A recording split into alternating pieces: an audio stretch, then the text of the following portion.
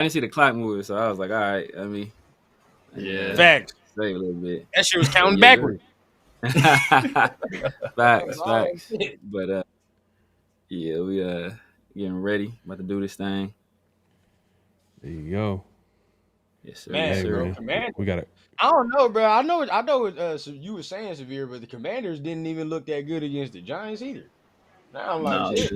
Yeah. No. Yeah. They'll bounce back though. They'll bounce back, knowing how this shit work. They'll bounce back. Yeah, and you know the Giants that was a divisional game too. So that's one of those situations where you know we gotta take care of this joint right here. We take care of this joint, we can have a conversation. And to be real though, I mean the Packers are more ready to win now than the Commanders. If we're keeping it real. Oh, that's 100%. You know what I'm saying? Like Commanders are like the Cinderella story last year. You know what I mean? But you know they got good things going on with them. But I just feel like they are a rebuilding team. Yeah, everybody do forget that. Yeah, facts. Right here, they were just picking number 2 the year prior. So yeah, real shit. Yeah. Don't forget to clock in, hit that like, comment, subscribe, and hit that notification bell. Here we go. Great Pharaoh. The gift of Troy is a fabulous fabric from the land of the 5 rivers.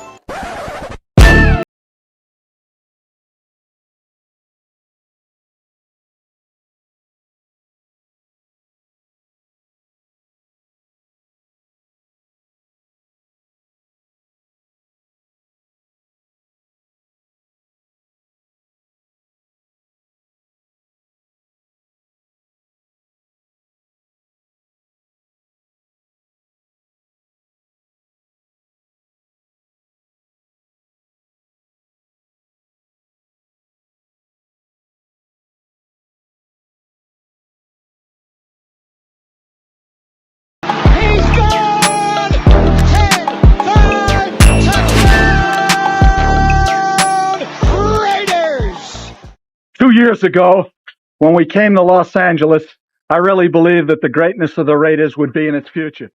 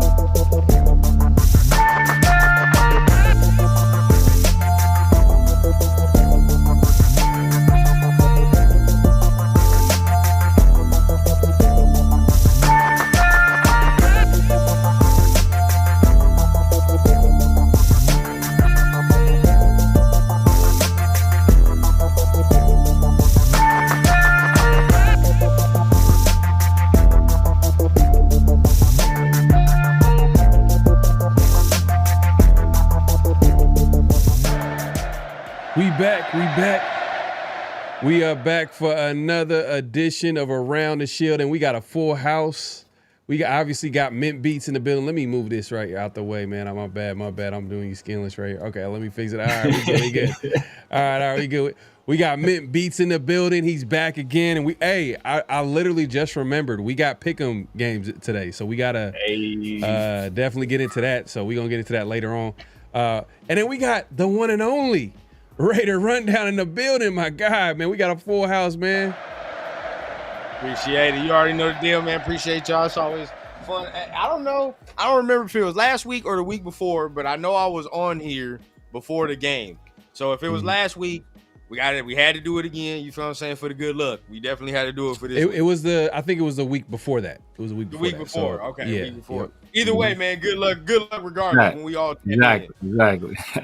Yes, sir. Yeah, we're going to have a great show lined up. We got some conversations that we got to get into. Obviously, everybody's talking about the rivalry between Pete Carroll and Jim Harbaugh. We'll get into that. We also have a special guest, David from Locked On Chargers. One half of the co-host of that podcast was able to come through and talk about Chargers football. I know we got the enemy in the building, but we had to do it. We gotta, we gotta understand what's going on over there. So we had to talk to him a little bit, and we're gonna put on that interview in just a second. And then we're the biggest topic I feel like that we're gonna talk about today. Every time we have rundown, it's always the biggest topic because you running back. It's in his blood. You know what I mean? So we got to get into that Ashton Denty talk. I don't, it's a lot. The conversation is definitely going to be good today. Mint Beats is also going to chime in. We got pick'em games. We're going to get into all that, man. So definitely tune in for that, man. Everybody pulling up. We appreciate it. Bolt down. Let's start off, man. Bolt down. Mario Jr. in the building. Appreciate you coming through. He just says bolt down. Just keeping it simple. Okay. All right. That's real. Man, that's what it is, man. He got his Raider flag out here. Okay. Hey, we know where he stands. Yeah. Definitely clock in, hit that like button, hit that subscribe button, hit that notification bell. Just like my guy Mark is letting the people know. Clock in, subscribe, hit the bell for future shows. So, this is a special edition show. Obviously it's going to be going live on both our channels, me and Severe, but as well as the Raider Rundown. So everybody over there, man, definitely head over there and subscribe, hit the notification bell. All that good stuff. Rundown fam, man. Make sure you guys showing that love, as we always say, man. It's a appreciation to Severe and Pharaoh. It's not a normal thing, but they letting us do it, so rock out, show that love, of course. Salute, man. Sam in the building, man. Appreciate you coming through. Oh, we got the one and only. We got Myra in the building. Myra in the building. She in the building. See you this weekend, Severe. Henny will be ready. Okay. Monday Night Football in the building. Yeah, Monday Night Football. It's gonna be nice. 805 Chris about to be out there, man. If anybody Raider fan out there with Myra, with Turf, with I think for some other people, a whole bunch of other people, man, we're all gonna be out there. So it's gonna go up. Yeah, that's Raider gonna up. be nice. That's gonna Raider be nice, up. That's gonna be nice, man. It's gonna be nice. For home opener, Monday Night Football. That's gonna be nice. I mean, I guess you could say it was a home opener last year in LA. Guess we can call it that. Yeah, basically. Hot as hell, though. Hot as hell. That was terrible. That was terrible. Hot is, man, that's an understatement. I mean, Severe seen me. I was sweating bullets. It was crazy. Carroll was ready. The SoCal, he a little different than the man. 100%, bro. 100%. What the hell? My man had the velour hat on too, bro. So there wasn't no heat escaping that mud. Wow, bro. All that heat was just baking inside of his head, bro. So he was Hey, good thing though. If we decide to do the LA thing this year, if we a later game. It's later on in the year for LA. So it's probably, what is it, like November or something? Oh, it's gonna be nice. Yeah. It'd be nice at that point. Man, facts. That Inglewood heat was nasty. It was nasty work, man. I could barely talk to anybody, man. I could barely have a normal conversation because sweat was just coming down my face like I was a crackhead. I was like, God, this is embarrassing. I'm just sweating way too much, man. It doesn't look right, but it is what it is, man. LV Raider in the building, man. Appreciate you coming through. What's going on, bro? Sun Goddess. This time we'll get the W. Yes, we will. We will get that W this Monday night, man. That's the goal. My guy DJ in the building. That game time over here in the South is about to be crazy. It's gonna be crazy.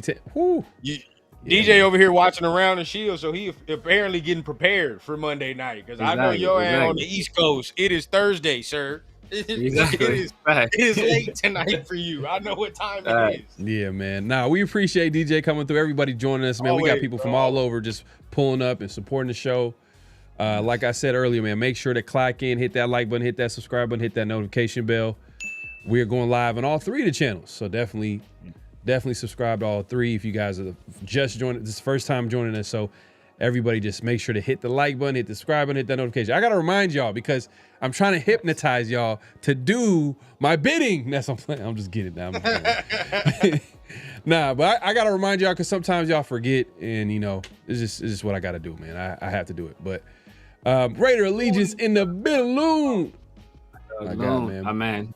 The Loon got a I think got a pool party going up on Sunday, I believe. Drop the details in the chat, Loon. Let everybody know what's up. Anybody that's gonna be in the Vegas area, you know, make sure that come through support. Hell yeah, man. That's gonna be nice, man. Vegas is gonna be cracking this weekend, man. It's gonna be a fun time. Obviously, I'm not gonna be there, but you know, hey, look. Y'all let me know how it goes. I'm gonna be at home watching the game. Carroll, don't trip, bro. You ain't the only one. I'm right with you, man. I'm right with you.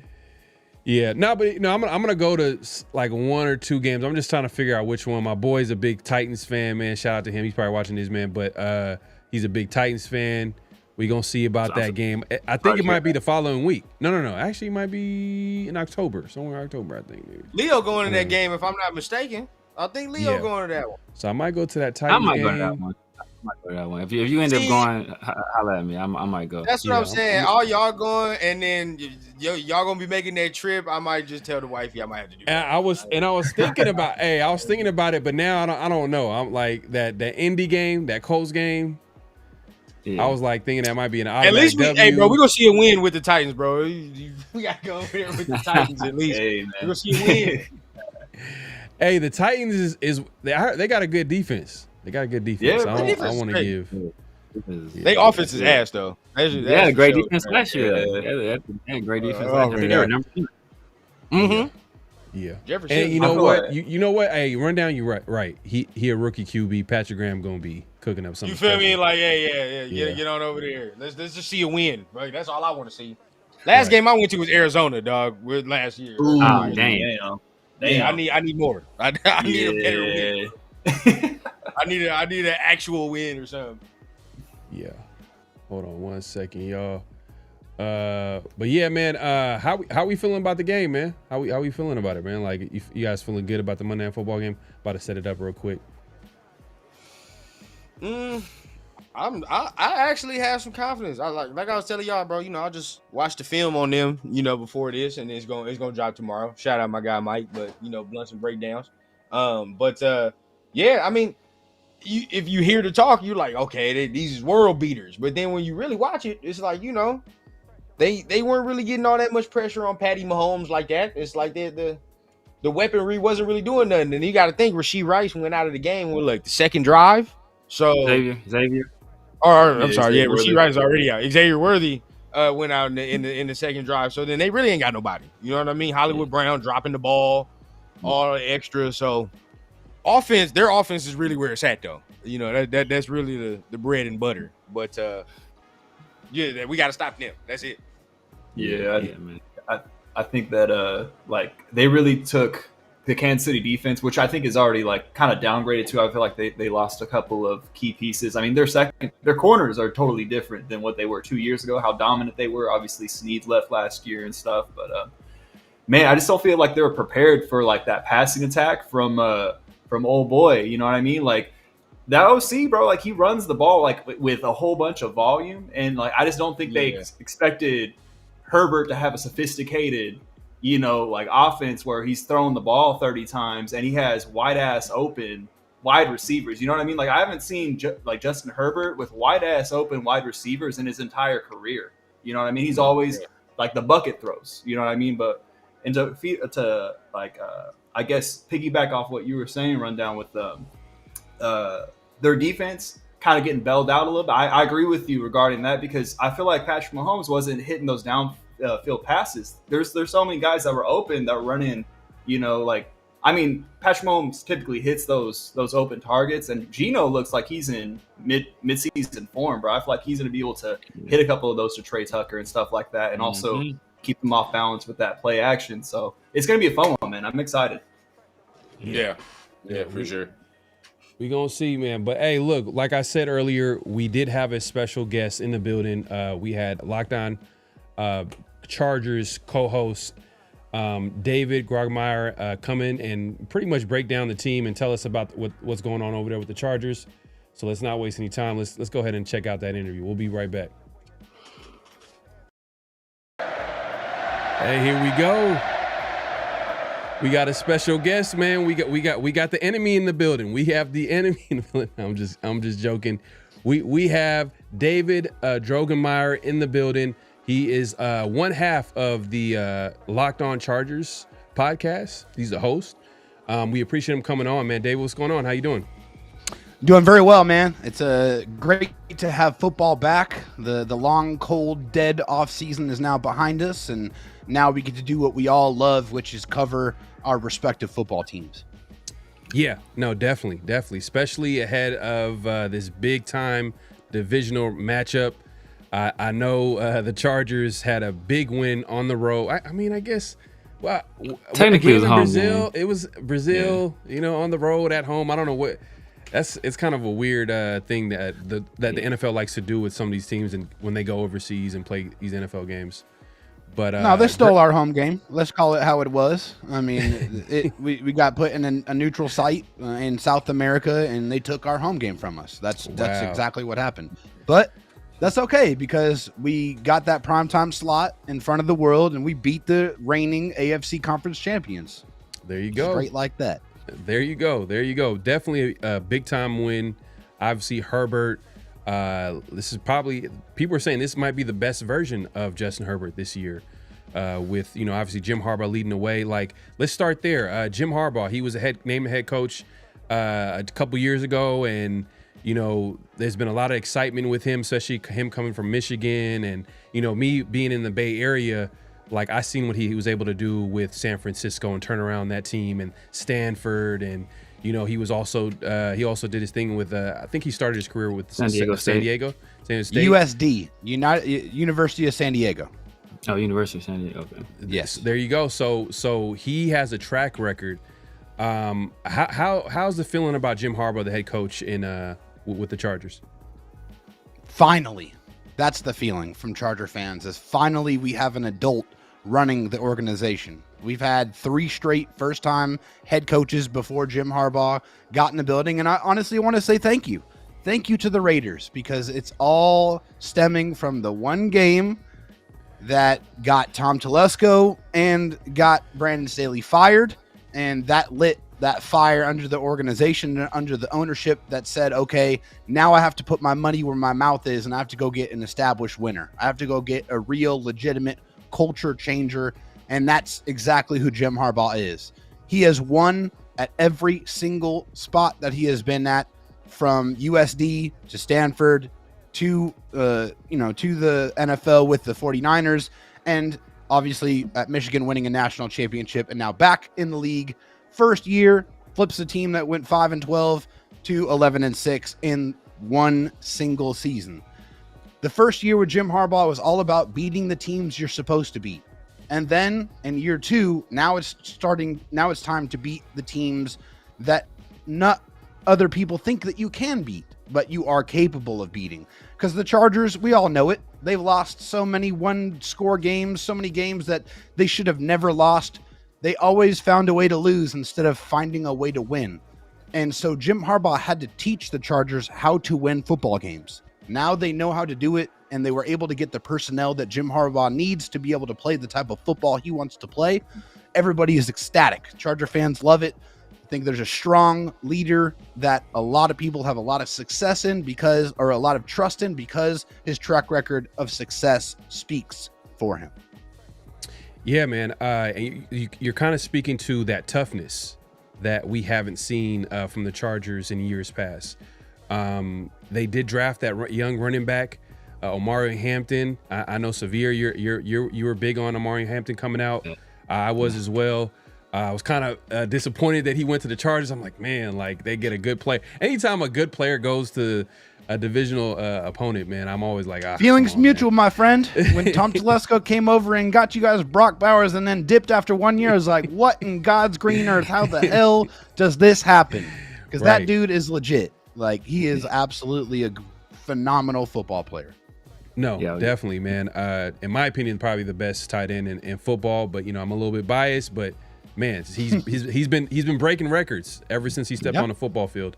But that being said, we were kind of surprised watching that first game against the Chiefs, and you guys really didn't cater to the run game. It was more of a pass heavy. I was kind of surprised by that attack. Is that something that is going to be a common theme this season for the Chargers, or are they going to switch it up depending on the game plan? It's definitely going to be a case-by-case basis, right? The Chargers they built the football team to be able to beat the opponent how they need to be beaten. If they need to run the ball and run it 35 times and run it down their throat and control the clock and dominate the line of scrimmage, then they're going to do that. If they see opportunities where they have some, weaknesses in the secondary or in the cornerback room, then they're going to spread it out and they're going to exploit that. And they have receivers that are capable of getting open. Ladd McConkey, one of the best in the league at getting open, finding the soft spots in the zone. Keenan Allen comes back, is an absolute demon on third down. Even now at 33 years old, that chemistry is clearly still there. They are super effective, and it's really pick your poison. And that's what opens things up now for Quentin Johnston to be able to take the work that he's put in, because he's gotten better. A lot of haters out there for Quentin Johnston. I understand it, because he's a first-round pick, and it comes with a lot of expectations. But he scored 8 touchdowns last year. Like, let's not act like the dude was a scrub. Like, he had some drop issues, that's for sure. Some things to clean up. But I think in this game, it showed that if the Chargers need to spread things out and they see that opportunity to do that, then you have to cover Keenan, you have to cover Ladd, and then that's going to leave other people with more beneficial, advantageous one-on-one matchups, and they have to win. They have to beat their opponent to be able to take advantage of that. Quentin Johnston did that at a high level, scoring 2 touchdowns in that game. So I think the Chargers took that element of surprise in that game against the Chiefs. They, I think them and everybody else said, oh, it's Jim Harbaugh. They're going to run the ball. They're going to try to beat their heads up against the wall. No, Justin Herbert's healthy now. He has the mobility, and he's always had the arm, right? He can throw it anywhere on the football field, and he's deadly accurate. So I think you have that, threat of the run, which makes that play action game so effective. And I don't think it's going to be an every game thing, but they are going to meet the opponent where they need to meet them. Yeah, man, it's going to be interesting too, going against the Raiders. Obviously, this Monday Night Football, the Raiders did a good job that first game against the Patriots, kind of balling up that run game and kind of making the Patriots a little bit one-dimensional. Because they have a rookie in a Travion Henderson, which I was surprised they really didn't use as much. But I was maybe surprised as well. Yeah, they didn't really use as much, but you probably can credit the Raiders kind of stopping the run early, and the rest is history. Now going into this game against the Raiders, it sounds like this might be a pass heavy attack. They might bring the run game, but I feel like one of the biggest concerns, Severe, you could speak to this as well, is that like the secondary for the Raiders it's a little bit unproven. It's a little young. They got young guys starting. Surprisingly, we thought Darian Porter, the rookie, was going to start, but then we had Kelly kind of start on the outside. So I'm thinking maybe you guys might similar game plan. You guys are going to test out the secondary. Now let's talk about like the Chargers defense real quick. Yeah. What should we expect from that defense? The Chargers defense is legit, man. Like, I think last year, the thing that, they were the number 1 scoring defense in the NFL. And I think a little bit of that was a little inflated, though, because, they went up against a lot of bad teams with a lot of bad quarterbacks. And so it was like, okay, how legit are they? Because when they went up against good offenses, they really got shredded, to be honest with you. So the barometer for how good they were was how were they going to handle the Chiefs, right? Because no matter if they have their top weapons or not, Rashee Rice, obviously Xavier Worthy went out early in that football game. You still got Patrick Mahomes, and you still got Travis Kelce out there, guys that have multiple championship rings, right? So And to their credit, they almost were able to come back and win that football game, but they didn't. And so, yeah, I guess going into this football game against the Raiders, yeah, I think you look at it, we all saw, no disrespect to Drake May, but he ain't no Justin Herbert, okay? Drake May was missing some throws out there. He was, getting heated up, right? Max got 7 pressures in that football game, and, they got a couple sacks. Like, that's, definitely what the Raiders are going to try to do, without question, to Justin Herbert. They're going to try to heat him up. They're going to try to take advantage of that mismatch that Max, is going to present on the right side, right? I mean, the Chargers are very aware of that. They know they cannot allow Mad Max to wreck this game. He has the ability to do that.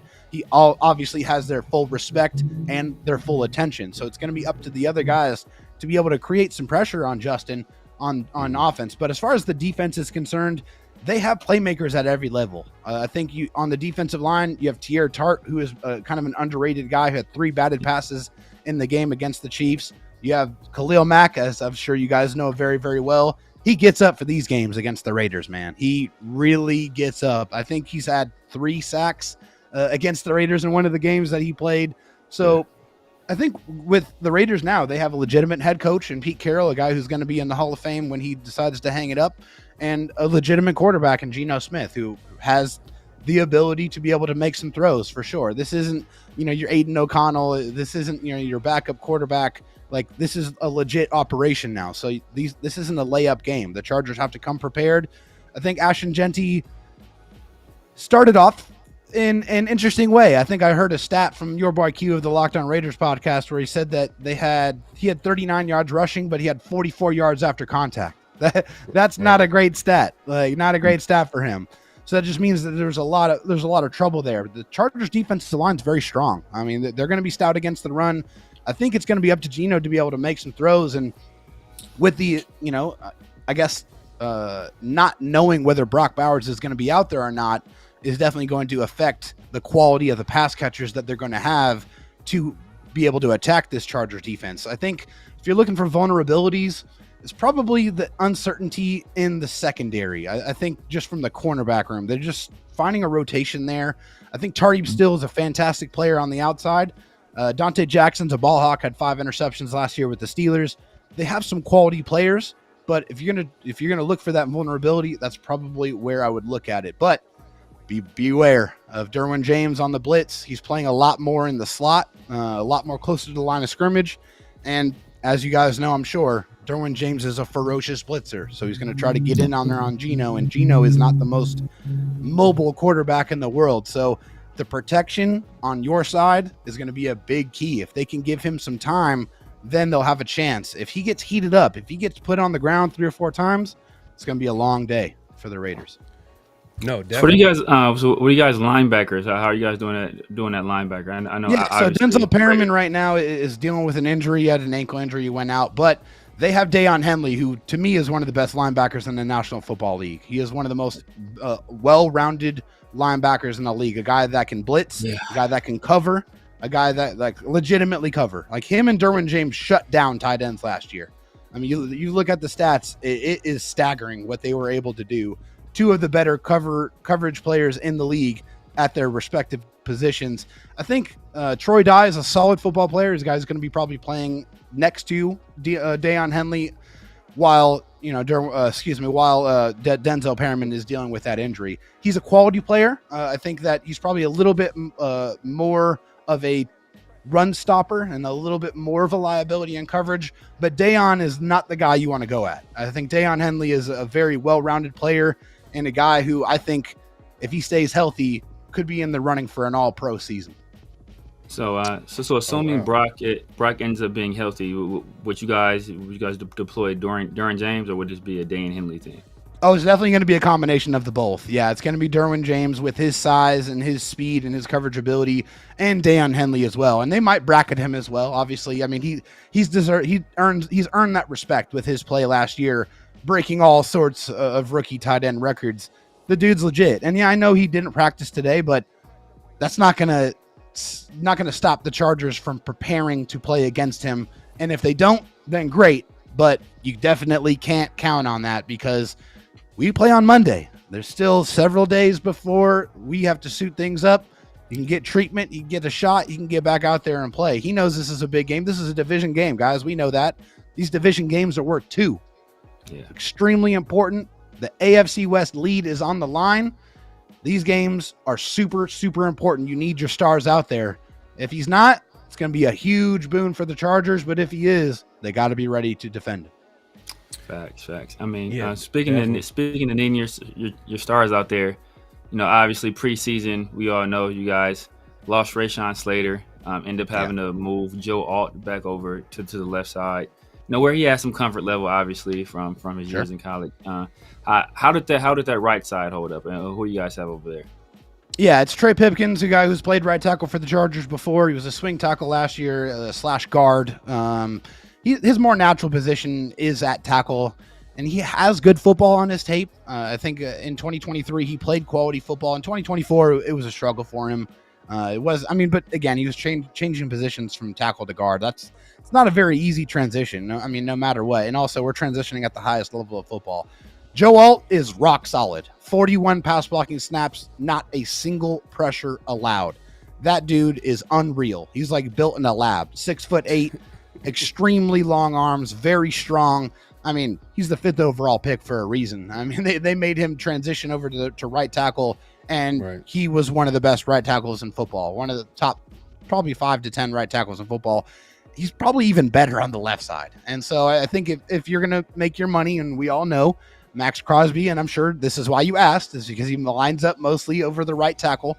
That's going to be a matchup they're going to have to help with, right? I mean, that the Chargers have a very, very good blocking tight end by the name of Will Dissly.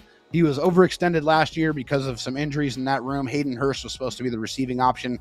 He wasn't really available, and he wasn't effective when he was on the field. Will Dissly is a fantastic blocking tight end. So I expect, especially when they try to, set up some longer developing plays, that they are going to have to chip and help on that right side. I'm very comfortable with Joe Alt being left on an island. He can handle his business. I'm really not afraid.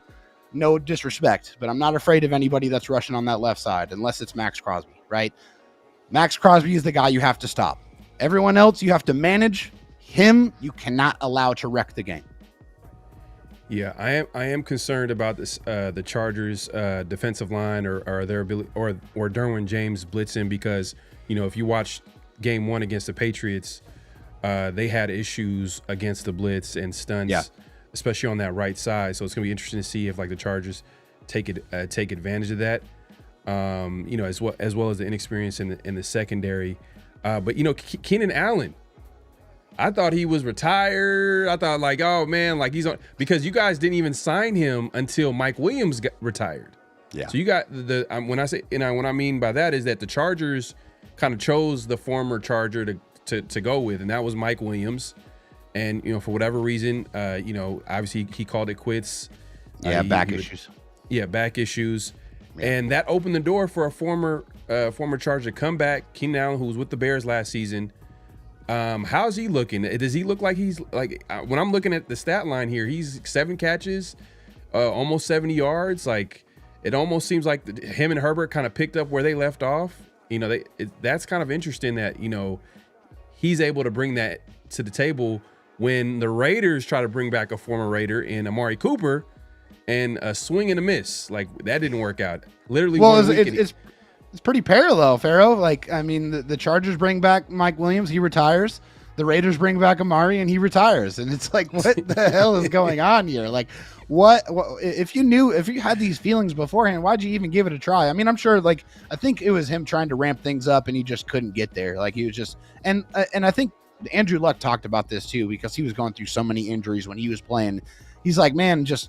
After a while, the rehab, I just can't do it anymore. I mean, after doing it over and over and over and over again, it's hard to, the physical aspect's one thing. It's the mental aspect that's the most difficult, of having to constantly be in the trainer's room and just be am I ever going to be okay again? And I think that's part of that goes into that decision-making process. And I think that's probably part of why Amari Cooper decided to call it quits. Yeah, and I think a lot of it has to do with the timing of the signing too, as well. Sure. They literally signed him a week or two before the season started. He probably didn't even think he was going to get called up. I know he said that, Pete Carroll's been texting him, but they literally, it's been 2 weeks before the season, so he's probably not in football shape. There was a clip that went viral where, me and Severe were like, I don't know if he looks like he's in shape here, man. I don't know, And then there's also learning a whole playbook, a new offense, and that transition there. And I'm sure he had to weigh everything, and he gave it a try, and it just didn't work out. But Keenan Allen, he looks good, man. He looks like, I'm surprised that the Raiders didn't even try to look into signing Keenan Allen. If they wanted. Yeah, no disrespect, my friend, but he there's no way. And here's the reason why. So basically, Keenan Allen's, and I know there was a point in time where Keenan was a Raider fan. I mean, he had the Raider hat on. Yeah. We saw that, right? But he did. He's been with the Chargers for over a decade, right? And so this is a rivalry. I mean, the Chargers do not like the Raiders. The Raiders don't like the Chargers. This is, especially now with Pete Carroll and Jim Harbaugh at the helm. I'm sure we'll get into that. But with Keenan Allen, he looks like he was back like he never left. I mean, this guy it's never been about the speed. It's never been about the speed ever. It's about the legendary releases. It's about the super precise route running. It's about that unspoken chemistry that he and Justin Herbert has, that they know where each other is going to be. They know how each other moves.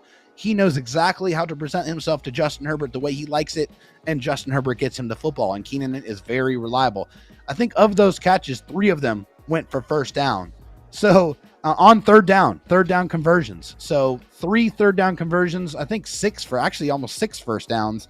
Keenan Allen is a problem. I mean, especially when you have Ladd McConkey out there. I said it earlier, I'll say it again. It is truly pick your poison with those two, because both of those guys are extreme technicians. They know how to get open, and they can catch the football. They have good quality hands. So it's going to be a challenge for anybody to be able to defend these guys. And that's why I think you saw Quentin Johnston have the game that he had, because some teams have 1 good corner. Some teams have 2 good corners. Very few teams in the NFL have 3 good, high quality corners to be able to stop all of the weapons that the Chargers are going to be deploying. Yeah, it's do you, because I'm looking at Keenan Allen, Ladd McConkey, and I'm looking at those are kind of slot guys. Yeah. Like, do they just switch? Like, who's going to be the guy that's going to be starting on the outside? Is it McConkey? Is it going to be Keenan Allen, or do they just go back and forth in the slot? Like, how does it work out there? Yeah, don't call Ladd McConkey a slot guy. He hates that. He is not a fan of being called a slot guy, because he can play on the outside. Yeah, he's not the biggest guy. He's like 6 foot. He has very, very precise route running, but he's made his hay on the outside as well. He's actually a very underrated contested catch wide receiver. I mean, I I'm sure you guys have seen the clip with that play against the Saints last year, where he went up and caught the ball over the corner's head. I think it was Alontae Taylor, and then raced down the sideline through the middle, cut through the defenders, and got in the end zone. Like, that's a kind of a microcosm of all of the abilities that Ladd McConkey brings to the table. But they're going to move those guys around. Sometimes you're going to see them in the slot on both sides. Sometimes you're going to have them on the same side. They want to create conflict for the defense. They want to make sure that the defense has to try to identify them and where they're going to go. And that's not going to be an easy task.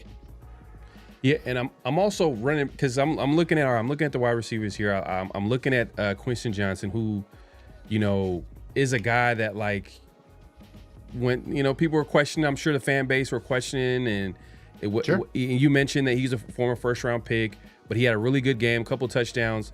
But I'm also looking at Najee Harris. What's going on with him? Because I know he had that incident over the offseason, and he was supposed to be the projected starter, but Omarion Hampton is kind of taking the lead. So what's going on there? Like, does Najee Harris have a role on this team, or is he, when he gets 100% healthy, is he going to be the guy that's going to get most of the carries? What's going on? I think it's just a ramp-up period. He missed most of training camp with that fireworks artificial or superficial eye injury, whatever they want to call it. But we didn't see his eyes for the longest time. It was either a helmet with a visor over it, or it was him have a hood on with these gigantic glasses. Like, it wasn't till the very end, maybe the last week or a week and a half before the season actually started, that he was actually cleared for football activities. And so it's a ramp up period for Najee Harris. I think it's something where you're going to see him get more and more carries as the season goes on. They're going to eat into that target share, that kind of carry share with Omarion. But Omarion's healthy. He's been healthy the entire time. He's the guy that's been on the field, been with the team, repping it out. So I think there's just a trust level there that he has an understanding of the defense. So he's going to be the guy until Najee Harris is ready to go. I mean, he only got 1 carry for 5 yards in the game against the Chiefs. I'm sure that will ramp up against the Raiders. He'll get a couple more touches for sure. He's a veteran. He's a guy who's never missed an NFL game his entire career. He's just a very, very reliable player. You're going to get about 4 yards a carry, and you're going to get a guy that runs very physically, right? That's just what he does. 1,000 yards, and he plays every single game. He's nothing flashy, but you need those type of players. He embodies the type of spirit that Jim Harbaugh wants to play with, like what Greg Roman wants to play with. He wants to bring that physical, beat you up type of football, and that's what Najee Harris brings to the table. And it's kind of sticking with the run game. Obviously, both the Raiders and the Chargers, they drafted running backs in the first round. Both of those running backs struggled. Well, according to Raider fans, our running back didn't struggle. He was just helpless because of everything else around him. Whether it's the rain, somebody put a spell on him, his shoes wasn't tied. It's everything but him. But yeah, I was just wondering, just from a Chargers fan's perspective, like Marion Hampton didn't have the greatest game. Was it just circumstances of guys weren't trying to run the ball? You guys saw some vulnerabilities in the passing game, or was he just not effective when he got his opportunities? I mean, he got a couple of solid runs. He had a couple times where he hit the hole and was able to pick up 7 or 8 yards. I think altogether, right, it wasn't a spectacular performance, but clearly the game plan was, we're going to spread this thing out and we're going to chuck it all over the football field. That was very, very clearly the game plan. And also, like, you can't slight the Kansas City Chiefs and their running ability. I mean, look what they did to Saquon. I mean, regardless of what the score looked like, he didn't have the greatest game, right? I mean, they have a quality defensive line. Steve Spagnuolo is one of the best defensive coordinators in football, so he knows how to scheme it up to stop the run. I mean, I think that's not really an indication on the quality of player that he is. I think that you saw some things that you liked, saw some things that you needs to clean up, right? You made a rookie mistake where he went out of bounds when he shouldn't have, and he should have, stayed in bounds and kept the clock churning. Yeah. You guys know, right? You can't give Patrick Mahomes the ball back with any time whatsoever. This dude has scored with 13 seconds left, literally. So you have to be more careful than that. And it's okay. It's his first game as a pro. He's going to get better. Same thing with Ashton Genty, right? They didn't get drafted in the first round this high for no reason. These guys have what it takes. They are very good quality football players, and they're going to find their due. And it might not be right away. That's the thing. People are so quick to on players, and they don't immediately have success, especially if they get drafted in the first round. You got to give these guys more grace. You got to give them a little more time to figure it out and not quit on them. And I am fully confident that both of these players are going to be good at the NFL level. Yeah, no, and I agree with that. I agree with that assessment because, but the problem is sometimes when you like criticize something or you make an honest assessment, which can obviously be negative to some people, they automatically just assume that you're a hater. You don't know what you're talking about. Like, at the end of the day, like Ashton Genty didn't have the greatest first game. Now, were there are reasons why he didn't have the greatest first game? Probably, but today he spoke to the media, and he was like, hey, at the end of the day, like I missed some reads that in college that I never would miss. And it's a different speed up here. Different speed, and also he needs to get used to running behind this offensive line. This offensive line needs to gel. I'm not going to say that it's all on Genty. Right. I'm speaking for the Raiders, but obviously you guys are the Chargers are dealing with some injuries on offensive line. We're losing Rashawn Slater, and the first few games sometimes are a little bit of a gelling time with offensive line, especially if there's some new starters too. But some guys that are familiar with each other are Pete Carroll and Jim Harbaugh. And I just seen a stat today, which I thought was interesting. All-time record All-time Yep. record is tied at 6-6. But fun fact for the Raider fans out there, Pete Carroll leads the record 5-4 in the NFL in the pros. So take that for whatever that's worth. But what is the excitement going into this game, especially with you got two coaches that on top of the Raiders and Chargers playing against? That's always going to be a big rivalry game. But you also have the head coaches that are also, quote unquote rivals as well.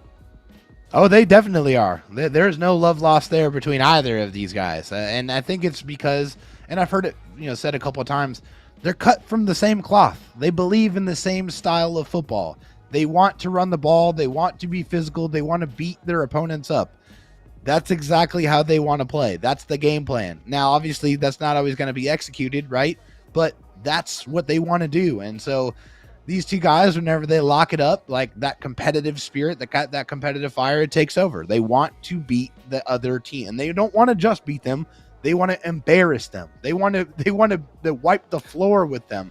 That's the mentality going into this game. And now, you have, two good quarterbacks and you have two future Hall of Fame coaches. I've said it before Jim Harbaugh got here. It just felt like going into a lot of these games, the Chargers had a distinct coaching disadvantage because they didn't have a good enough head coach that was leading that team into battle. Now I don't feel that way. And unfortunately, I don't feel that way with the Raiders either because they have a competent head coach now. So this is going to be a great football game on Monday Night Football. And that's definitely going to be one of those storylines. What is that handshake going to look like after the game, regardless of who wins? Well, Jim Harbaugh is going to be telling Pete happy birthday because it's going to be the game is on his birthday this Monday Night Football. So there's an extra motivation there with Pete to get this to see this through. But we'll see. Big 99, man. The big 99 for Pete, man. Congratulations.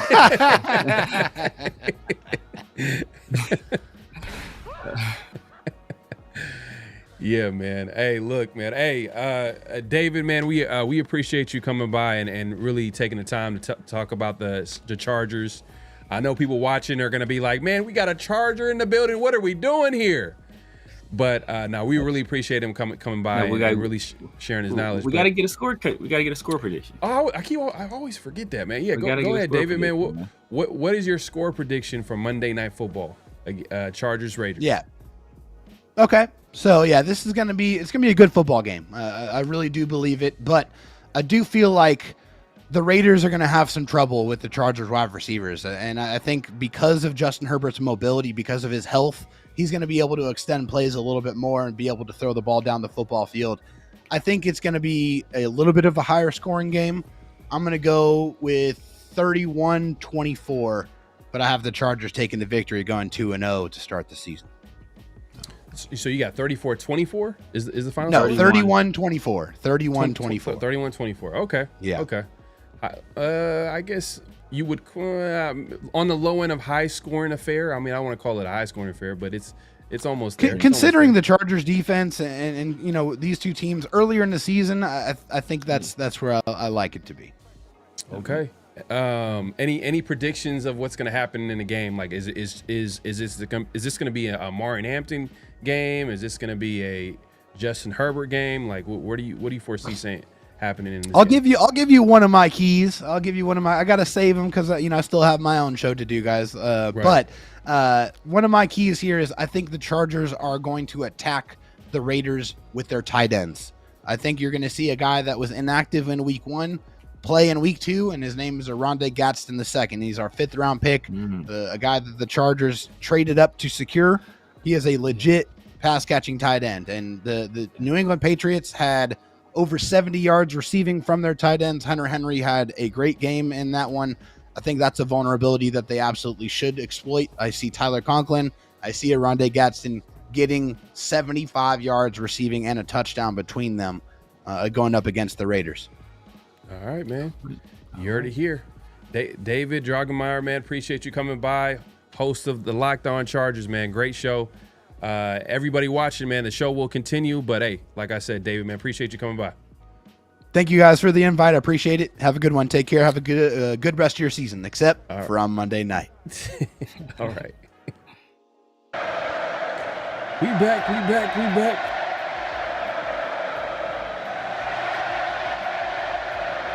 We kind of back. We almost there. We gonna get a rundown in a second. He'll be right back.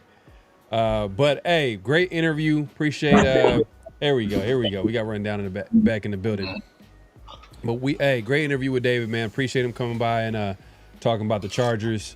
But he did get one thing wrong, man. The Raiders are definitely gonna win that game, man. I feel like it's gonna be a big surprise. I want to guarantee it, but I feel like it might be a surprise, man. I think the Chargers, they're coming off like an emotional victory, against the Chiefs. We'll see. But I feel like it's gonna be a better game than what people think. Some people are trying to predict. Maybe I see some people in the chat saying, no, the Raiders are gonna lose the game and da. But we'll get into that conversation a little bit, man. We appreciate everybody pulling up. Make sure to clock in, hit that like button, hit that subscribe button, hit that notification bell. Let me get. I seen a super chat. Yeah, Space Bees, man. Hey, appreciate you supporting the show, my guy, man. Does David Lott live in San Diego or LA? And we didn't get a chance to ask him. Yeah, that's pre-recorded. That's pre-recorded interview, man. But yeah, we didn't get a chance to ask him. I don't know how I feel, man, because he said, the Chargers wide receiver is gonna have a big game. You talk about Lad McConkey, sure, yeah, bro, sure, right, sure. But I don't know about them other ones. Now look, Keenan Allen for sure. He probably posed a little threat. Savvy vet, route runner. Savvy vet, sure. So he can get you. I will say, you know what I mean. He'll get us a couple times. The wind gonna blow a couple times, but you feel what I'm saying? Look, hey, with Quentin Johnston, I think I said it earlier. Hey, a homeless man gonna give free food every once in a while. You feel what I'm saying? Every once in a while, a homeless man gonna get free food. I mean, sometimes things just happen. He did have a good game though. He had a couple of touchdowns, 5-6 catches for 70 yards. You know what I mean? It's a solid game. Yeah, solid game. Hey, that's when homie at the corner got that burger for the first time. Somebody bought him that free thing. You feel what I'm saying? It's one of those type of deals. All right. Yeah. My pops used to say, even the sun shines on a dog's ass sometimes. You know what I mean? Like that. There you go. You know what it is? It's not even about what the Chargers got. It's just I am still like, all right, this Raiders secondary, I know they held up a little bit against the Patriots, but it is the Patriots. You know what I mean? It is the Drake May did miss some throws. So it's kind of like, man, Herbert's a better quarterback than Drake May. So that's the one thing I'm like, all right, this is going to be a good test for this Raiders defense. And it's a good test for this Raiders offense, to be honest with you. Hopefully we'll be at full strength because you know what? I didn't get a chance to grab the injury report. Let me see here. Did Brock and Landon they didn't practice. Let me see if I can grab that. I want to see if we can just put that up here. But yeah, man, if they're not practicing, I mean, it's early, maybe it's Monday night is the game, so they have some time. Yeah, we gotta worry about Friday, tomorrow. Fact. No, Saturday. Saturday. Yeah, Saturday, because we got the Monday start. But Peter's Mr. Positivity. It was this dude said. He said they didn't say they can't play. I was like, this niggas ain't playing. These niggas ain't playing. I was like, what? This is your response? Like, bro, they are not playing. I was like, damn, Pete, you gave away the game, bro. Well, hey, I'll take. Damn, if Brock ain't playing, then just forget about what I just said earlier. It's just I'm not saying I'm not high. Like what? Like, look. If Brock is not playing, this is where Genty gotta and then Mayor. You just said the word, bro. You just said we about to lose 20 viewers off that word alone, dog. We don't say the right thing. I ain't gonna cap, bro. Nah, I mean, I get you right though, Pharaoh. You right. He got to go off, bro. But I mean, I think Bowers gonna play. I'm in the mindset he gonna play. But hey, Mayer had a good game though. We can't sit there and say Mayer didn't have a good game. He played well. Mayer cooked, but see, like Daniel Henley is. Doug talked about it, or David talked about it. He's a hell of a linebacker. Shout out to him. Southern California guy. Snoop League alum. That's where my kid plays. So he's a baller. Ever since he was Washington State, he's one of the dudes I wanted us to grab.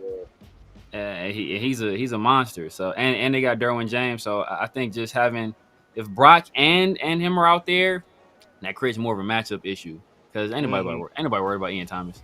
So but they got Brock out there and you got Michael Mayer out there, then you got to worry about both those guys. Either one of them can eat, but only one of them are out there.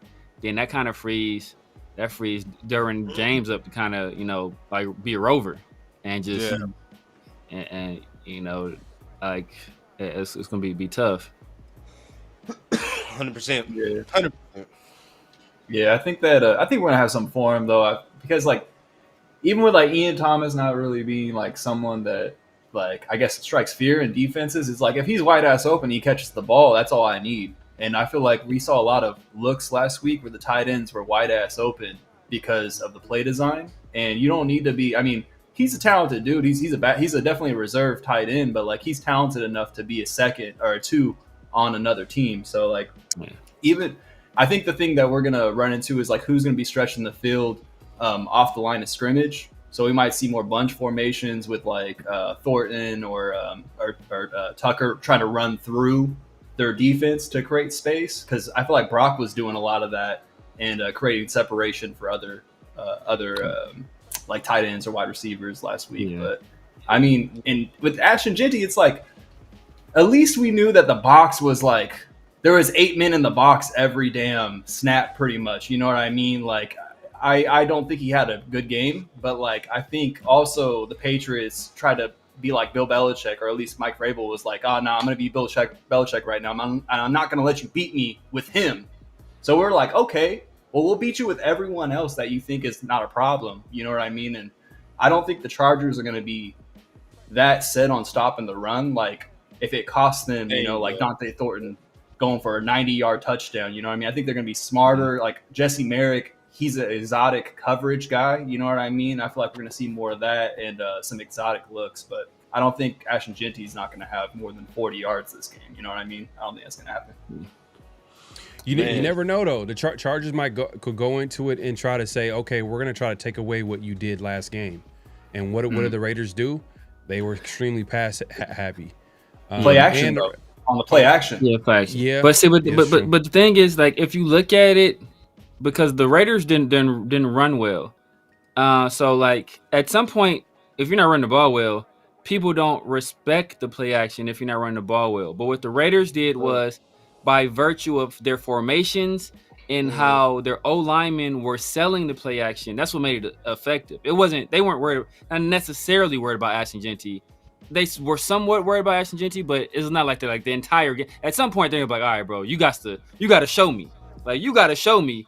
For me, that's kind of where I was going, bro. That's kind of where I was going. But part of why there appeared to be more people in the box at the start of the play, because they were running a lot of match zones. So and the Raiders ran a whole bunch of 12 personnel. So it wasn't necessarily a whole bunch of people in the box. It were people lined up over other people, or there were people that were they were in the slot, but they were close to the line. So it looked out like there were more people in the box than there actually were. Because if you think about it, if you're a team, what are you going to say? I'm going to stop Ashton Jeanty from beating me, or I'm going to stop Brock Bowers from beating me? Because Brock Bowers was having his way. So I don't think it was a situation where they were oh, let's sell out to stop Ashton Jeanty. It's just by virtue of how the Raiders came out, it appeared that sometimes they had more players in the box. And it actually did sometimes, but sometimes if you look at it by the end of, by the time the play was called, or by the time the ball was snapped, there's only 6 guys in the box. So I don't think they're gonna do that this week. I mean, let's be real, bro. I don't know. Oh, my bad. But the Chargers run. I think the Chargers run a 3-4, don't they? Don't they run a 3-4? Yeah, they run 3-4, over front, stuff like that. Yeah. But it's I don't think they're gonna sell out to me, like, because I know some people are already saying, "Oh man, they're gonna sell out to stop Ashton Jeanty." Based off week 1, I wouldn't do that. I'm not letting Geno Smith beat me this week. That's what I'm gonna say because he only had 40 yards. Well, that speaks to my point. That speaks to my point.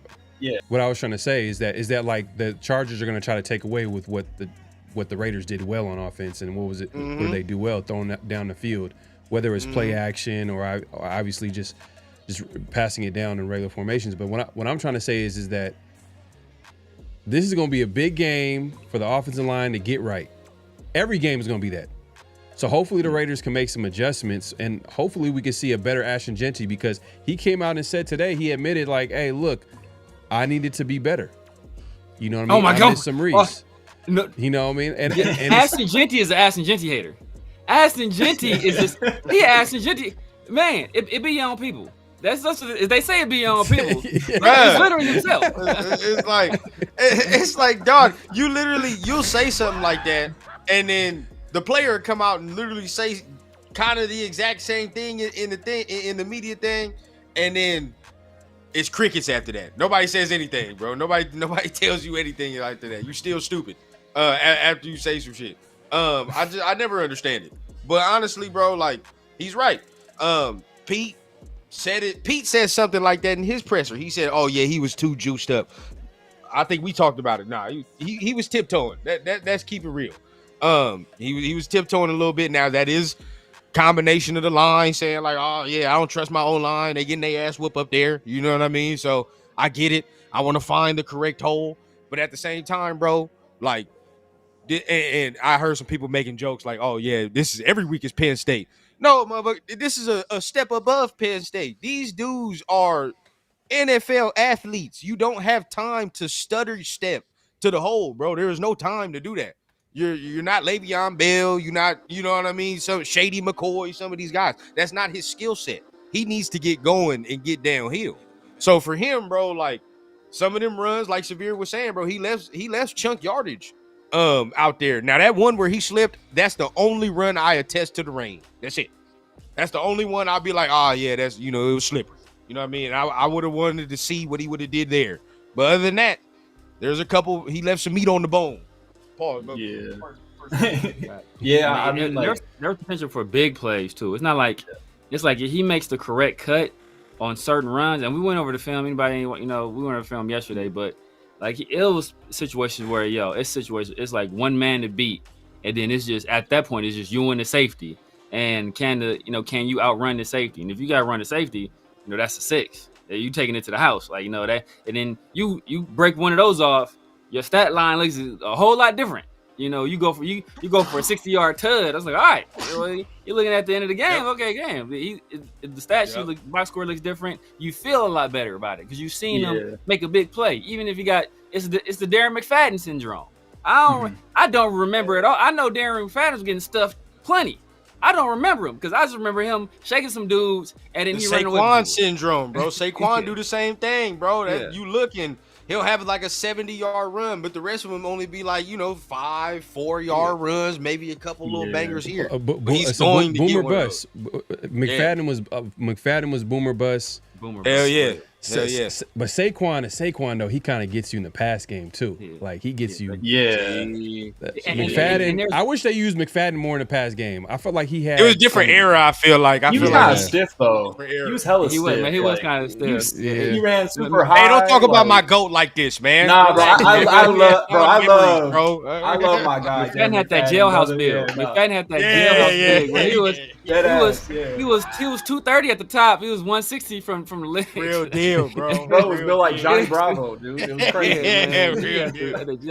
But look, speaking of Saquon, because we was going over the film, and there was one play where, we talk about Saquon, and this is why we're talking about like the level of athlete that Ashton Jeanty is, and that he's not on the level with these dudes where, it's a situation where there was a cutback lane open, and you've seen Saquon make the cut or make a jump cut where he jumps 2 gaps. He's on the B gap on this side. He jumps all the way down to the B gap on the other side. Like, it's like, and there was a situation where Ashton Jeanty had a chance to do that, and he made the jump cut right into Jackson Powers Johnson. It's like, bro. Yeah. So it's, you know, like it's not the same level of athleticism. And so it's going to look, so he ain't going to be, people expecting him to do those kind of things. It's not going to look like that. Yeah, I think that we saw a lot of his successful runs coming out of counter, you know, and like power plays. Cause I mean, we talked about going north Zamir White, right? Zamir White being like, he can't read cutback lanes. And I do have to disagree a little bit. I think he was being impatient on zone runs because he was in the back of his lineman and he would miss the cutback lane, or he'd miss he was just he wasn't patient. And I feel like it does, like you were saying, Rundown, I feel like he may be just like worried about being stuffed. He's small. These dudes are huge, bro, you know, like you're thinking, bro. You got to know. Well, to his point, to in all fairness though, like going back to what I said earlier about Ashton Genty speaking to the media in his presser, he said like when I forgot who, it might have been Vinny who asked the question and brought up the fact that you know, Carroll said that, you know, he might have been too hype, and he's like nah. He's like, nah, like this is football. We're all gonna be hyped. Yeah. But he just went straight to it, was accountable, was like, I just need to play better. You know what I mean? So I respected that response. That's what you love to see. Yeah, I love to see. Yeah. Because it's like when you have that kind of account, because that's what like that's the difference between having like, you know, like a woe is me attitude, or you know, like you got it's outward motivation instead of inward motivation. It's not like, oh, these guys have to be better. It's I have to be better. And usually people like that, those people have success because they're focused on, hey, I'm gonna do everything I can do to ensure that I have success, and I'm gonna trust in other people to do what they're supposed to do. But so just hearing that right there, that's like the greatest thing you can hear, because I love to hear that, bro. Yes, that means hey, he's gonna be locked in. Yeah, and from like the running back go ahead, Beats. Go ahead, Beats. No, bro. I was just gonna say real quick, if anyone's expecting Ashton Genty to look like Saquon Barkley, it's like, bro, I'm sorry, I have some bad news for you. He's never gonna be able to jump cut like Saquon Barkley. That's never, like, bro, if we're gonna keep it a buck, he's never gonna have a jump cut like Josh Jacobs. You know what I mean? Like it's that's not his game. You know what I mean? Like it's just not. He's not gonna play like that. But real quick, the last thing I'll say is like he wasn't really a part of the passing game because he had a really great pass defense, right? We all watched the film, right? He was doing a great job of chipping, right? So I'm hoping this week we get to see him in space more. And he was in space on occasion, but Geno would either take the sack or he would throw it somewhere else. But I hope that maybe in the film he actually drops it down to him so we can see him in space and see him work. Man, you brought up a great point. Is that's what I noticed a little about Geno. If we had a little bit of criticism of Geno had obviously he was the player of the game. Let's start there. But I like that he's greedy though. I like that he's greedy. Like that's okay, but like, go ahead. But there's no it's like he's greedy. He's aggressive to a fault. Like he'll take a sack. He'll take more sacks than you would want. You would want him to at least like, all right, if it's not there or the pressure's getting there, then maybe like dump it off. You know what I mean? Dump it off to the nearest receiver or the nearest running back, whatever. But he's always looking for that big play, and then he probably a couple of sacks probably could have been on him. I do agree with that on that point. To finish off the Jizzy point, but like I think, you know, he already admitted it. He knew he didn't have a good game. But I'm like Severe said, I'm happy that he already said like, yeah, I know I didn't. Secondly, that's kind of how I know like what time it was. And when I say tiptoeing, don't look at it negatively either. Like sometimes, like as in running back perspective, it could just mean like I know I did not hit that motherfucker as hard as I know I could. You know what I mean? Like that just is what it is. I know there are certain points where I know I hesitated. You know what I mean? Exactly. You can feel that. Yeah. You know what I mean? False like, step. Yeah. When you in that zone, bro, and you running, bro, you feel like you ain't wasting no movement. You know what I mean? Like I'm just flowing. I'm going. So like I know that's, I kind of understand what he's talking about. So I'm glad he kind of detested that too. And he was like, you know what? Nah, I know I can play better. I just gotta, you know what I mean? I just gotta hit it like I know I can. So when he does that, it's gonna be straight. But to your point, Pharaoh, like, yeah, he juiced, but in that interception, I wasn't even mad when he threw that interception, bro. Because I'm gonna be honest, I put that more on Chip. It's nitpicking. I'm just nitpicking. No, I get you. I'm just nitpicking or whatever. Because Because like Mint's right. Like I felt like Ashton Jeanty was in there in pass protection a lot. So then that means that's going to take a hit on him taking being out there to running passing routes. Hopefully that changes this week, but you never know with Khalil Mack and see that what scares they got me going though. on too. You know what I mean? They do that because they say like Glaze it cannot handle himself over there, and if that's the case, well then that's every week. You know what I'm saying? That's gonna be damn near every week. So when is he gonna be able to receive? Right. Yeah, man. Like Ashton, and that's one thing we were kind of worried about with Ashton. Like he was good in pass pro, and during the actual game itself, I thought he was just being lazy. But as I said, when I was watching the film, I was like, okay, nah, they were sending him to help on Glaze because Landry was kind of whipping on Glaze. So they was like, nah, we're gonna send you over to this right side. But the thing about Ashton is that and people kept discounting this. And over the long run, it might not make a difference, but for the short term, there's a very fine line for a running back between being patient and being hesitant.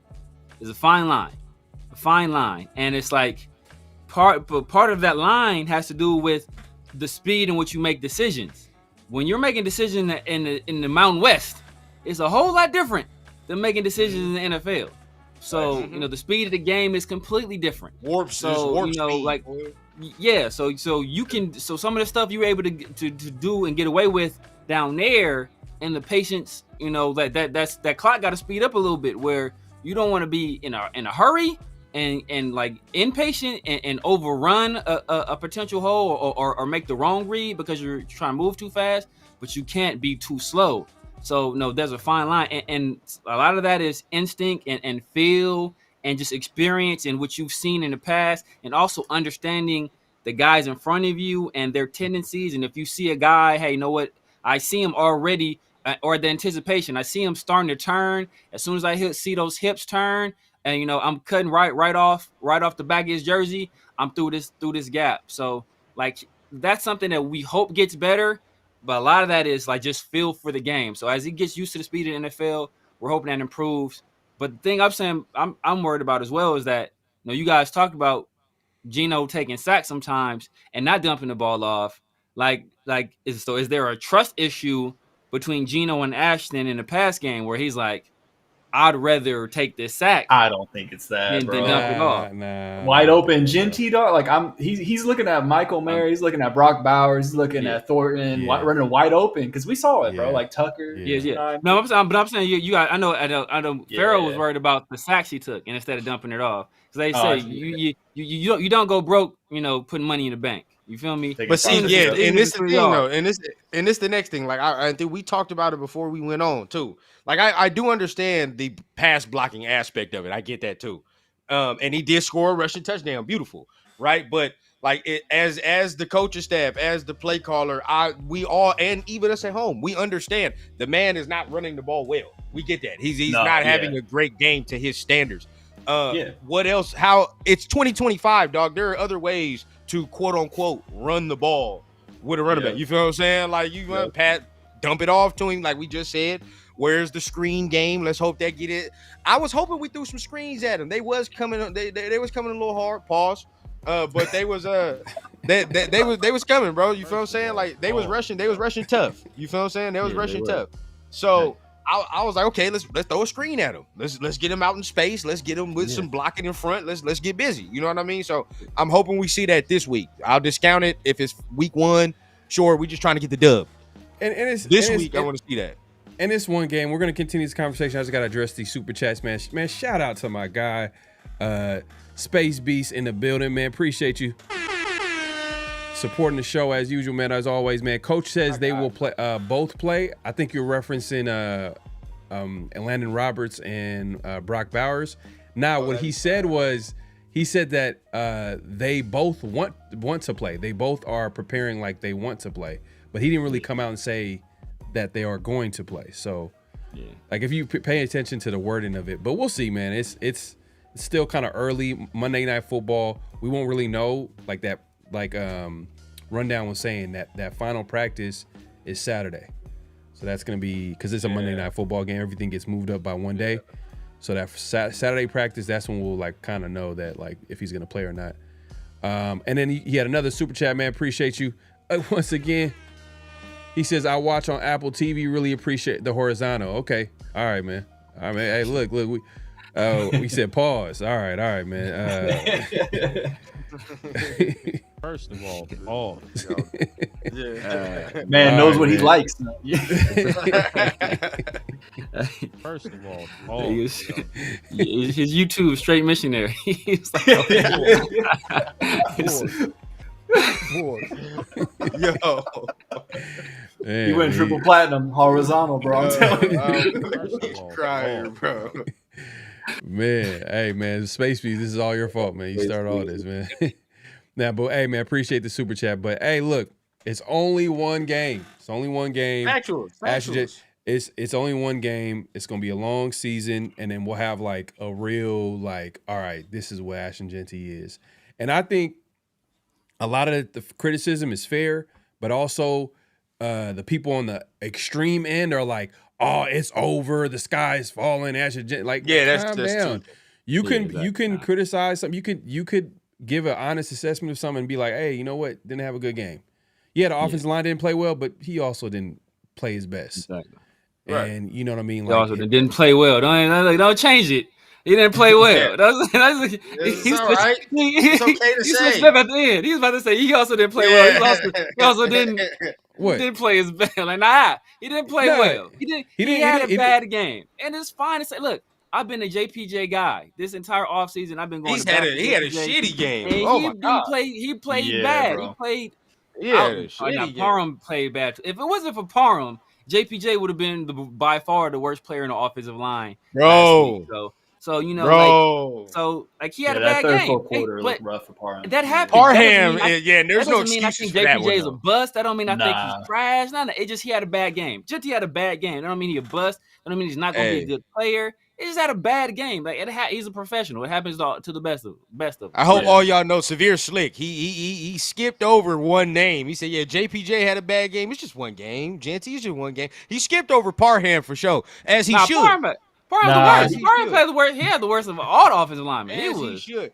It is not just one game with Parham. Nothing's excusable. Right? I don't care, bro. We in year 4, position 3, dog. You know what time it is with me with that one, bro. Parham looked bad. But Parham had Barmore though, man. Like Parham had Barmore. Who he gonna have this week? He gonna have he gonna have another, bro. It's a no name. Yeah, he gonna get work. Yeah, we know what time it is, bro. He gonna get work. Yeah, but I think, in my opinion, I blame Brendan Carroll for all of it. I blame for the run game. Ain't you the run game coordinator too, bro? I blame you for the run game. I blame you for the offensive line. Hey, all roads lead to Brendan Carroll. Fire this man. Get this man out of here. Look, I will reserve judgment on everybody else but him. He got to go. Said, what about the weather for Parham? Nah, dog. No.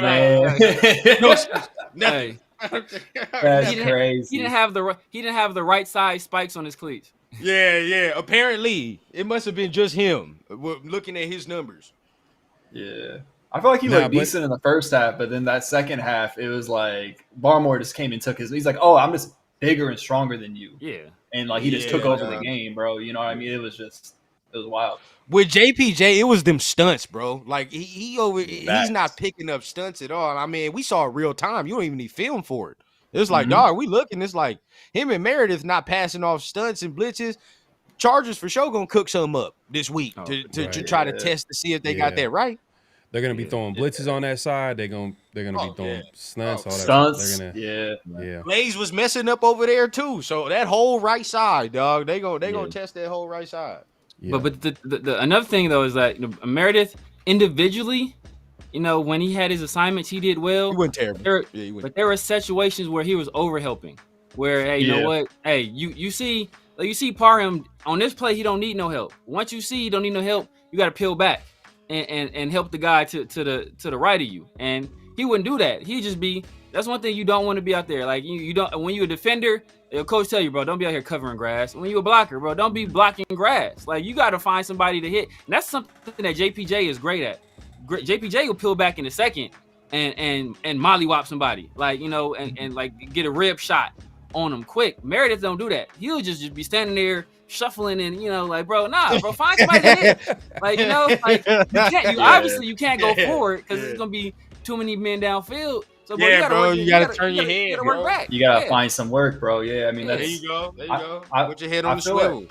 Exactly, but he did have a badass block on Robert Spillane. He when he handed off that block to Parham, and then he got he essentially created that touchdown. Between him and Genty, like that was incredible. Like, and if we're keeping it a buck, bro, like I think there's a reason why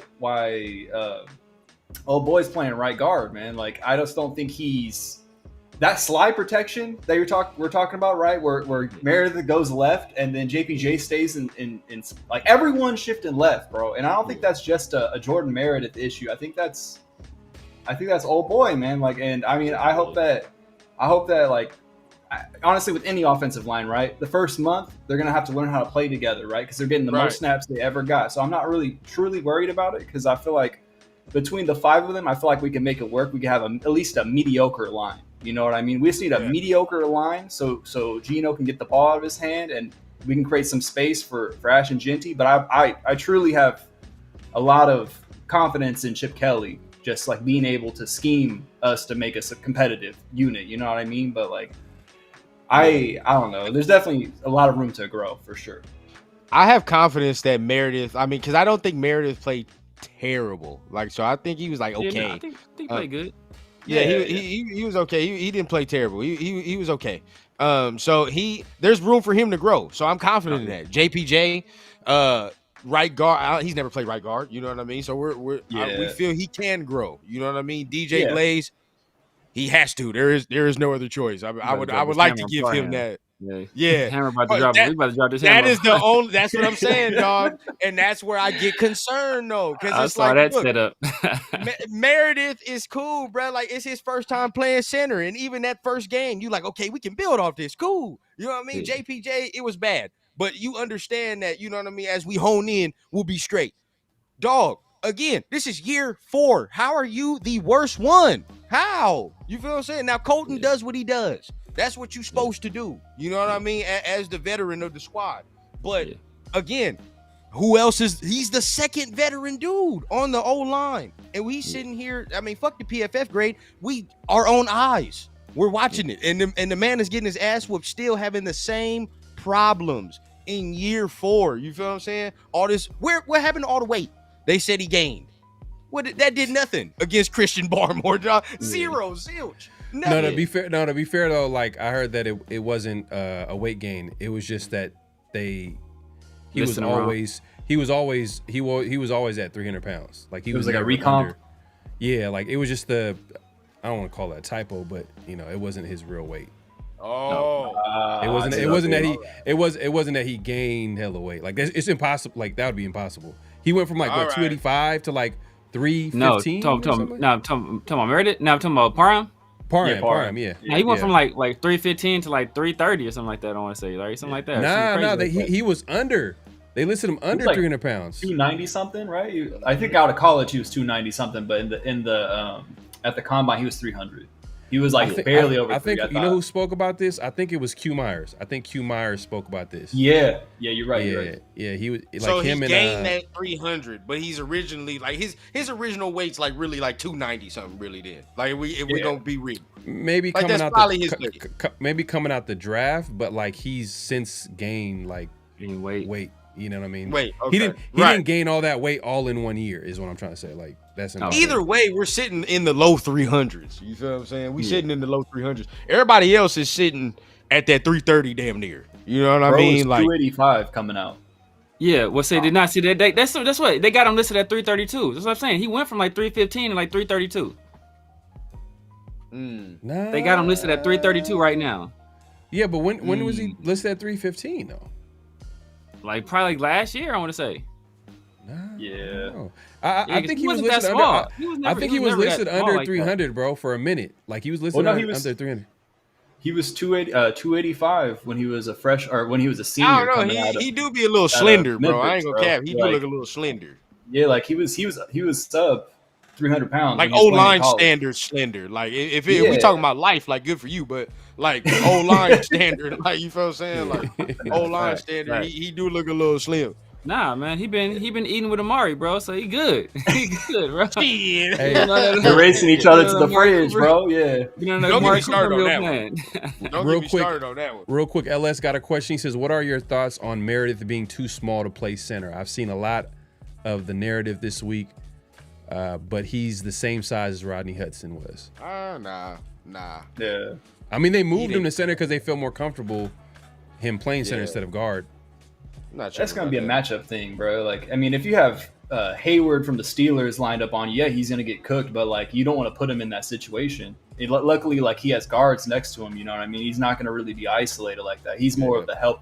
He's the help offensive lineman, you know, when you look at it. So I don't think it's going to be an issue his size. Like, as long as he may be a little smaller than Rodney Hudson. I feel like Rodney Hudson was, like, 6'2", but a strong-ass man, you know what I mean? I don't – he's kind of big to me.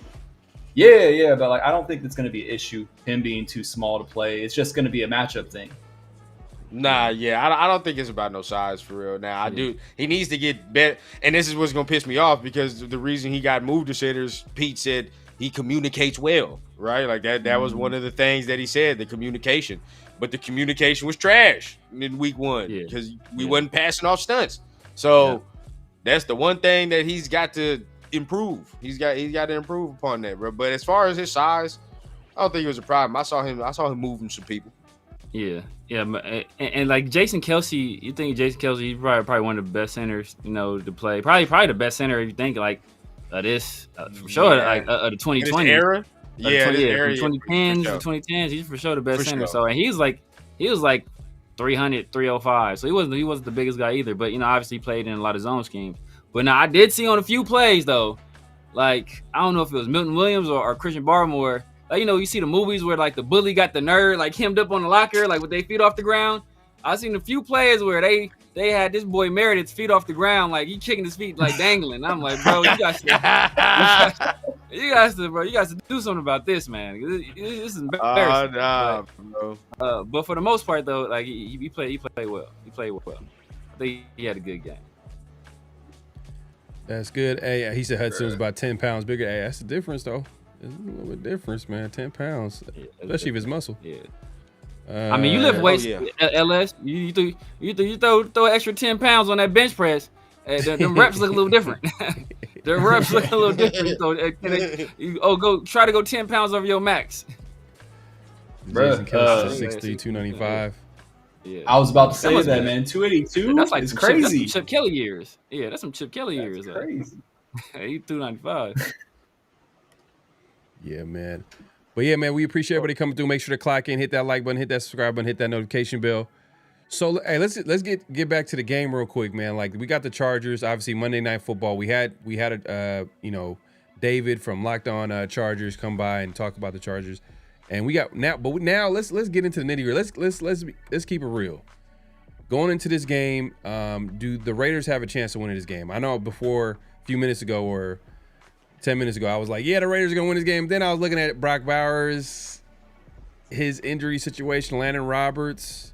I think more Brock Bowers than Landon Roberts, but I think that's going to be something to keep an eye on. But do you feel like the Raiders have a chance to win this game?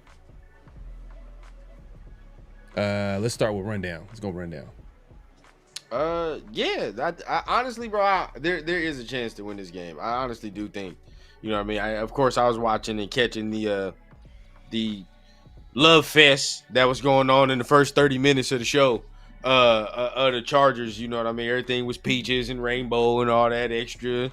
But still, though, like, again, watching the film, bro, like, there are some things you looking, and, like, now that I watch it, it's like, it was kind of more of the Chiefs not looking like the Chiefs, bro. Like, they not tackling. They over here falling over themselves, you know what I mean? And falling for the play action. Like, how many times are we used to people running wide scot-free on a Chiefs defense? You know what I mean? Like, they just didn't look like themselves, to be honest with you.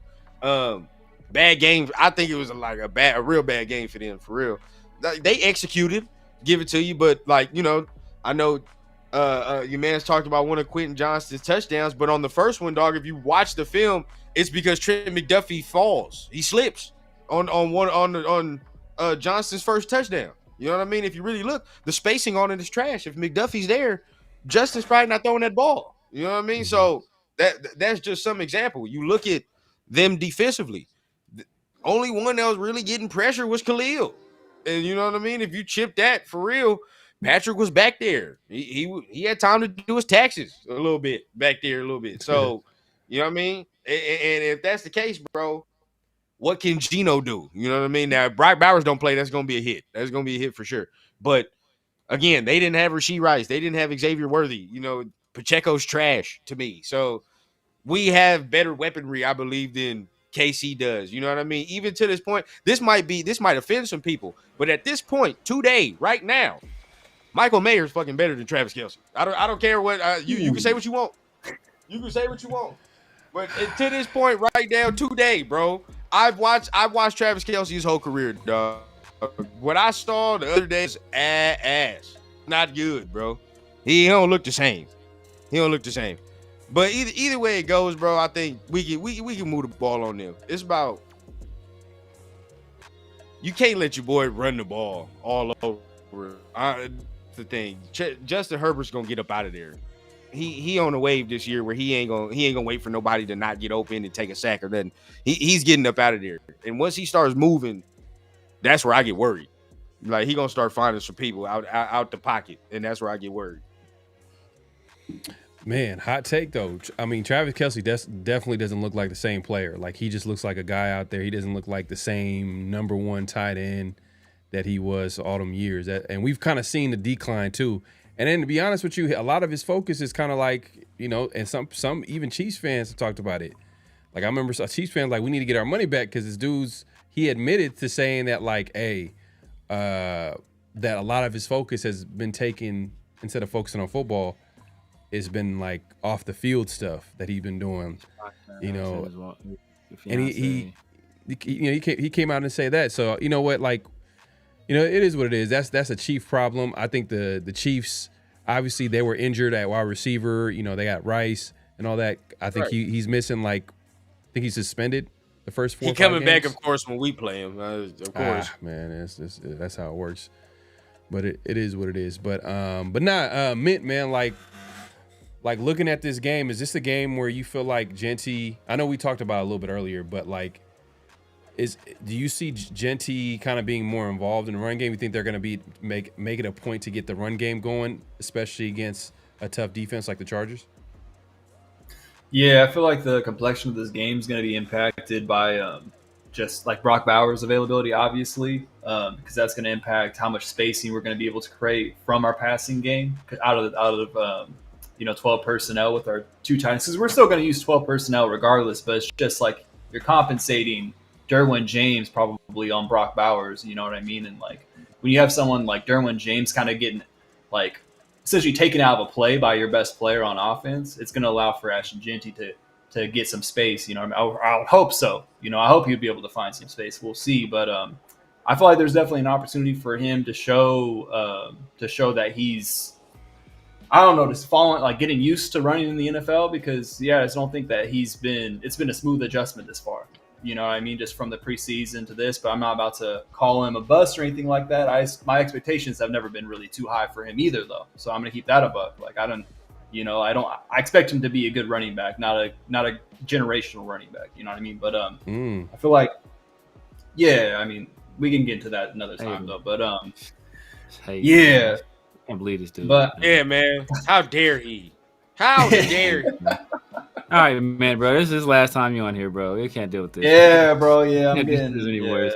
Yeah, they're gonna be in my DMs already, bro. But I feel like this game's really gonna be one on the perimeter, though. You know what I mean? It's like, okay, we're gonna be able to hopefully get some yards running the ball with Ashton Genty, get creative, make some space for our tight ends. But like, what is the perimeter gonna look like with Trey Tucker, with Jacoby Myers, with Thornton? Like, are we gonna be able to access the field like we were against the Patriots, against this team? And I feel like I just hope that Geno is prepared for what he's going to see, because when he's doing these play action passes, when he turns his back, the picture is going to look totally different, because that's what Jesse Minter does. Like he's really great at disguising coverages and putting his playmakers in positions to make plays, you know, and that's something that I feel like is going to be a test for our offense. Defensively, it's all going to depend on if that's so funny.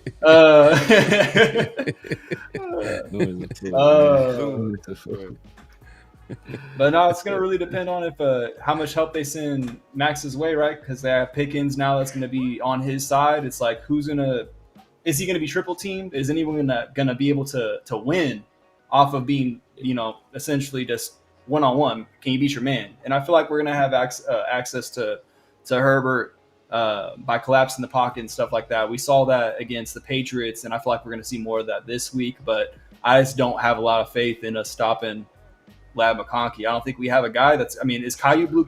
This is a Caillou Blue Kelly legacy game. If he's able to like just be competitive with their slot, it's like, okay, like I don't even know if they'll put him in that situation, but that's the only corner I feel comfortable lining up, because Jeremy Chin's gonna get cooked. Jeremy Chin couldn't even guard bro last week. Like what are we talking about? Like I don't like Jeremy Chin. It's just not his game. You know what I mean? Exactly. For even a buck.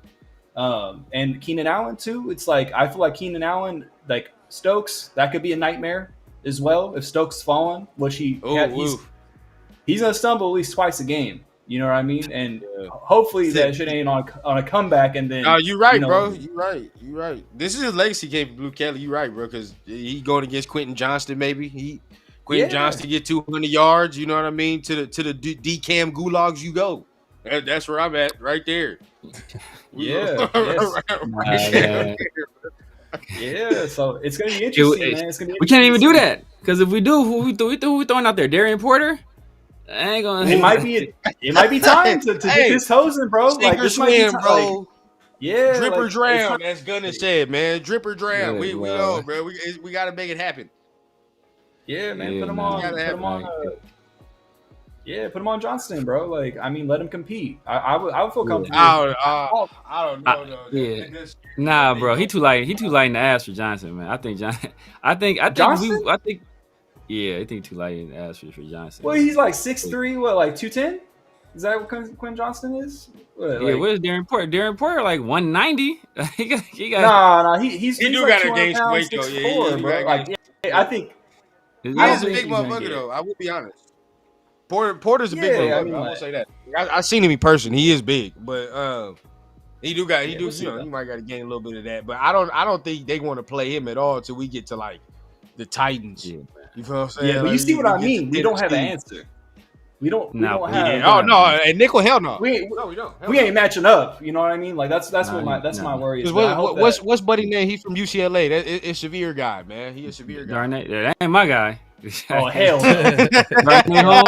Darnay Holmes was the worst. He was the worst player in coverage. He the one that Trey cooked on that little swing pass, left him reaching. Oh, nah, man. Okay. See, look, and that's why I'm like, he scares me because he's going to be the primary slot, bro. And if that's the case, it's barbecue chicken all night at that point, bro. Yeah, that's why I wanted Jardé Barron, man. See, LSC give him 20 pounds. I knew. Yeah. That would have been nice. Jamal Adams, we are forgetting about that though. We are forgetting about Jamal, but then see Jamal.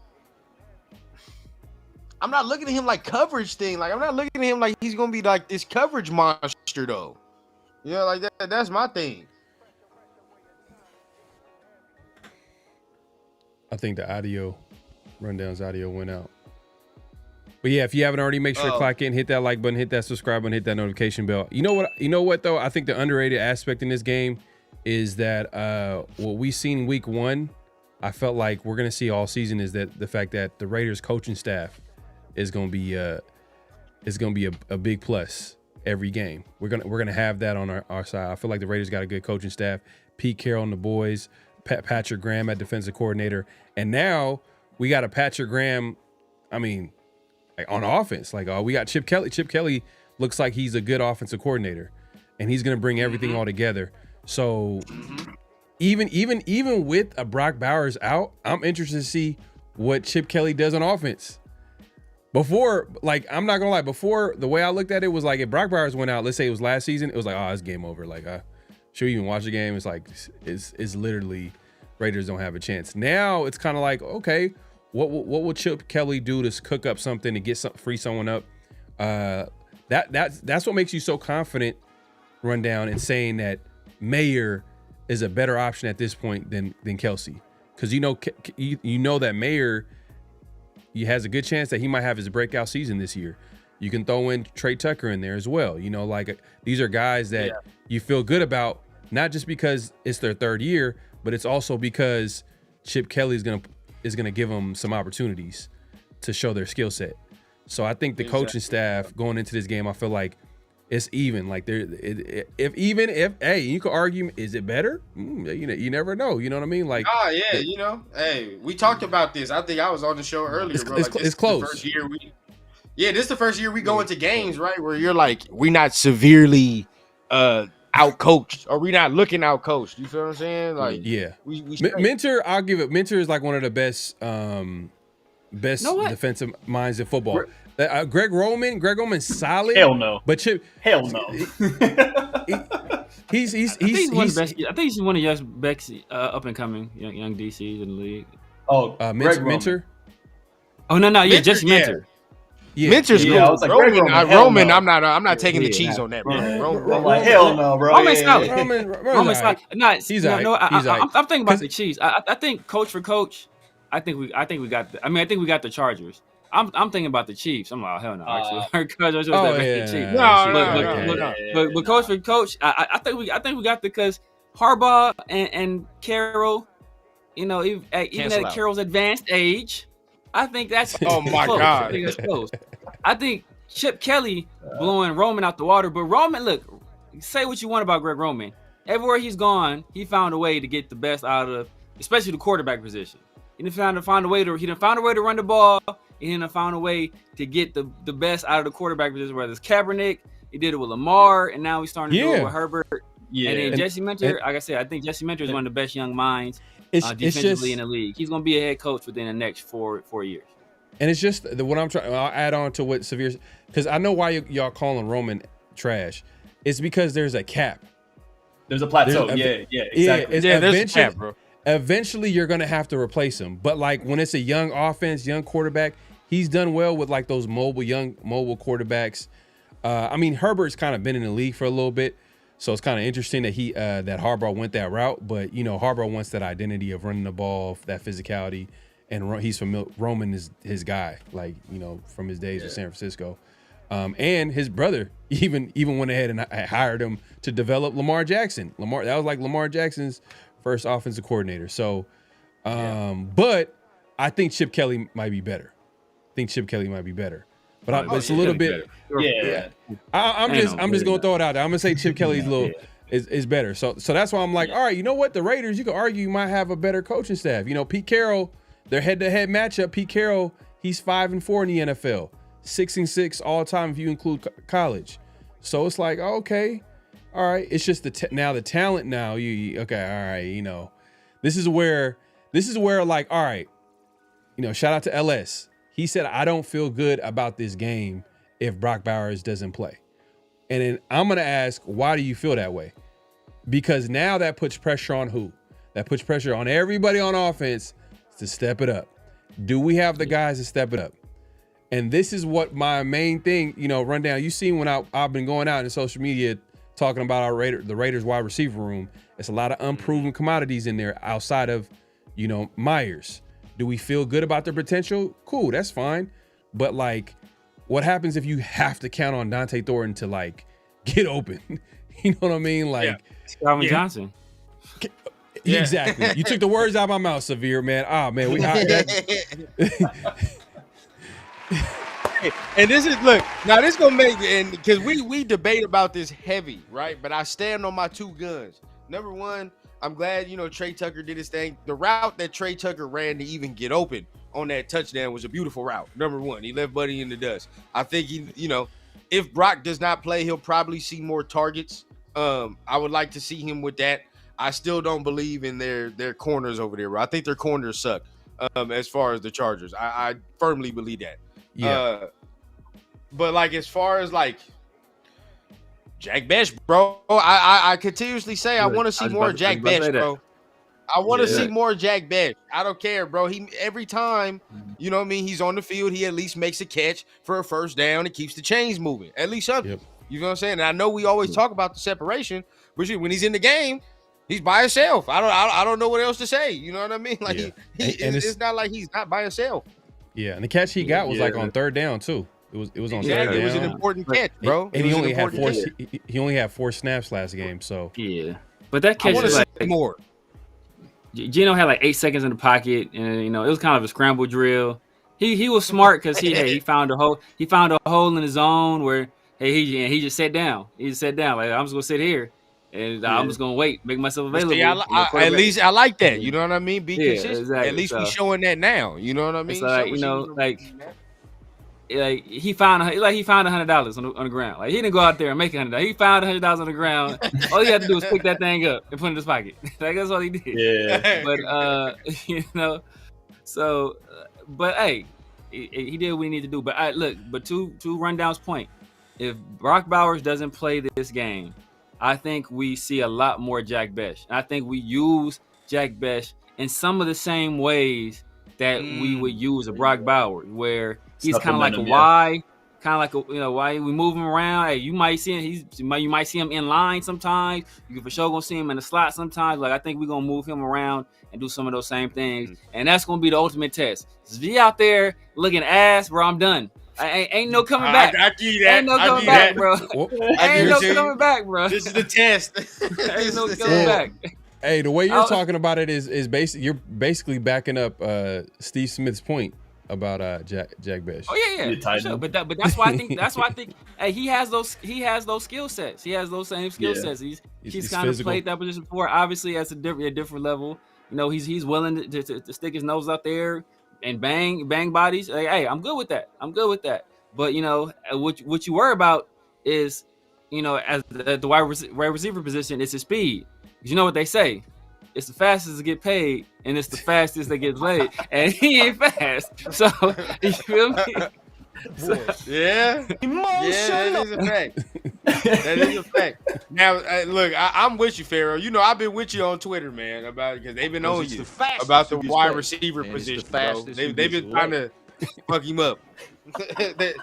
They were trying to attack Pharaoh about the wide receiver position, hella, bro. So, bro, and it's so crazy because it's like, damn, like y'all basically saying pretty much the majority. I don't even want to take that shot, but I'm like homers, just straight up homers. Everybody can't I can still be a fan of the team, be like, man, I want this team to win.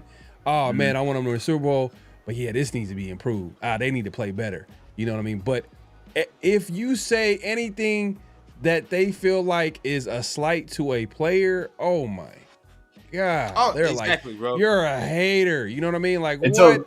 Yeah. Why are you criticizing until like you know what it is? Until the Raiders are 0-5. They're like, oh, the sky is falling. Like they're too. It's too emotional, man. It's way too emotional. It's reactionary thoughts for sure. It's like, I'm gonna ride with my guy, but I don't know, man. It's like there's always gonna be people that are rushing to one side or the other. You know what I mean? As far as overreactions, and that's why we're here. You know what I mean? Just to actually look at the film, actually look at things critically, and be able to actually not come at someone's character, but more so come at their game and be honest. You know what I mean? And there's no shame in no one's a perfect player, man. If everyone was a perfect player, then we would have so many. It just wouldn't make any sense, bro. Bro. It would just be insane. Everyone makes mistakes, man. Everyone's trying to play the perfect game in a game that isn't perfect. So you got to accept that when you're watching this stuff, and you can still be a fan, but you can also be critical of people that you're fans of. And it is what it is. Yeah.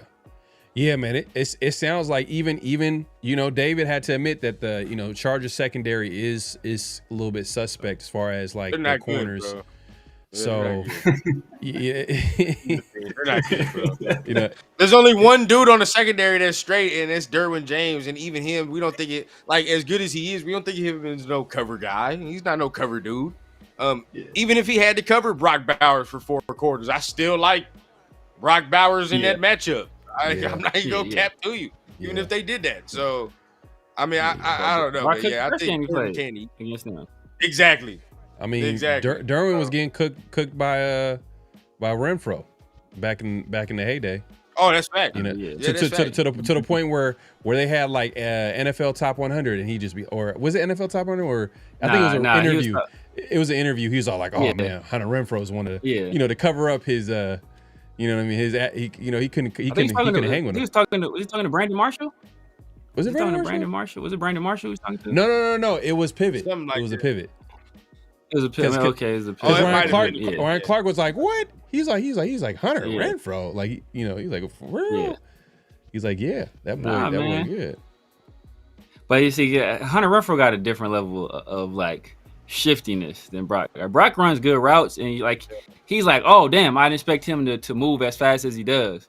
But Hunter Renfro, like you remember, like what Hunter Renfro was like. I don't remember. Remember those? I think it was like a old Coca-Cola commercial where the dude be walking down the street and his body's moving straight, but his legs is like moving all crazy. Remember that commercial? That's Hunter Renfro. I gotta remember that, bro. I think I do remember that. I think I do remember that. Yeah, I think it was like a Coca-Cola commercial. It was like the dude was like his body. He walking down the street. Like every time he takes a sip of the soda, his legs start moving all crazy in different directions. Like I ain't seen that commercial. The commercial is. Like that's Hunter Renfro out there. It's like, bro, his legs just be like, you be like, dude, what is this? Like, where is this dude going? And with Brock is just like, hey, damn, like, oh, I got this dude, like this big slow dude, like I ain't gonna do it. And then Brock, she started attacking your leverage. Like, oh dang, this dude's faster than I thought. Well then let me make sure he don't run past me. And then he hits you one move and he going the other way. It's like, oh well, dang, this dude's faster than I thought he was. So it's a different, but but I don't know. I don't know. I think it'll be a good matchup, but like Brock's gonna have the advantage against just about anybody who plays in the league. There are very few guys in the league where it's gonna be like, all right, Brock's gonna struggle. Real quick, let me address the super chats real quick. My guy Spacey's with another super chat. He says one step less than generational and bi-directional, and then it says pause. Yeah, I don't know what's going, man. I don't know. What's happening? Pharrell got that Futurama meme face, like.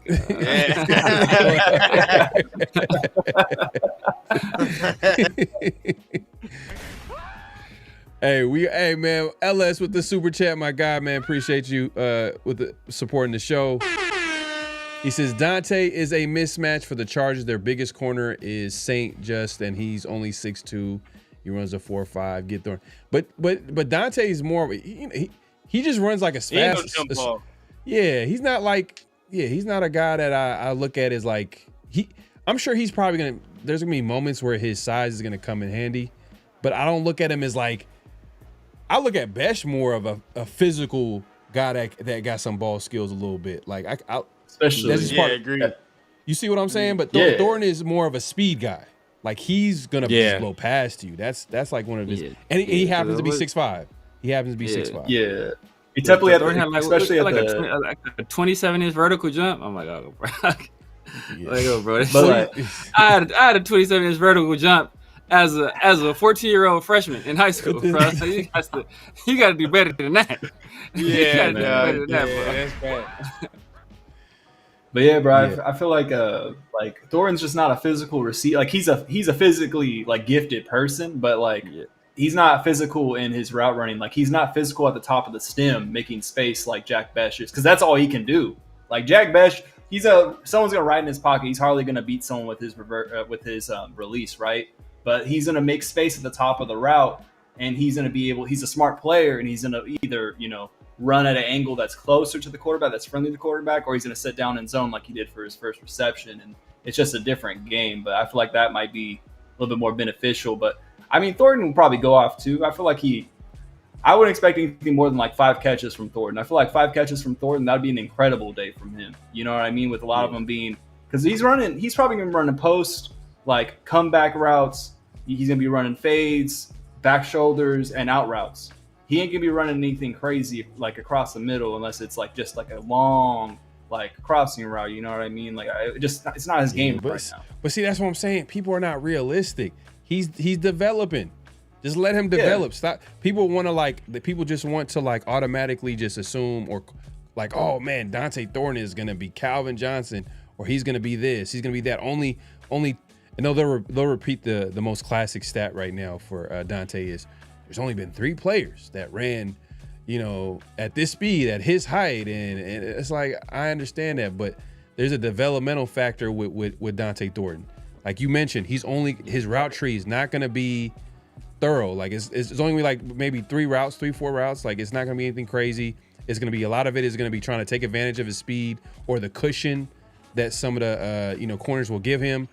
Which is not a bad thing, but it's like his role at best, and will be a success in my opinion, is if he develops a role as a deep threat.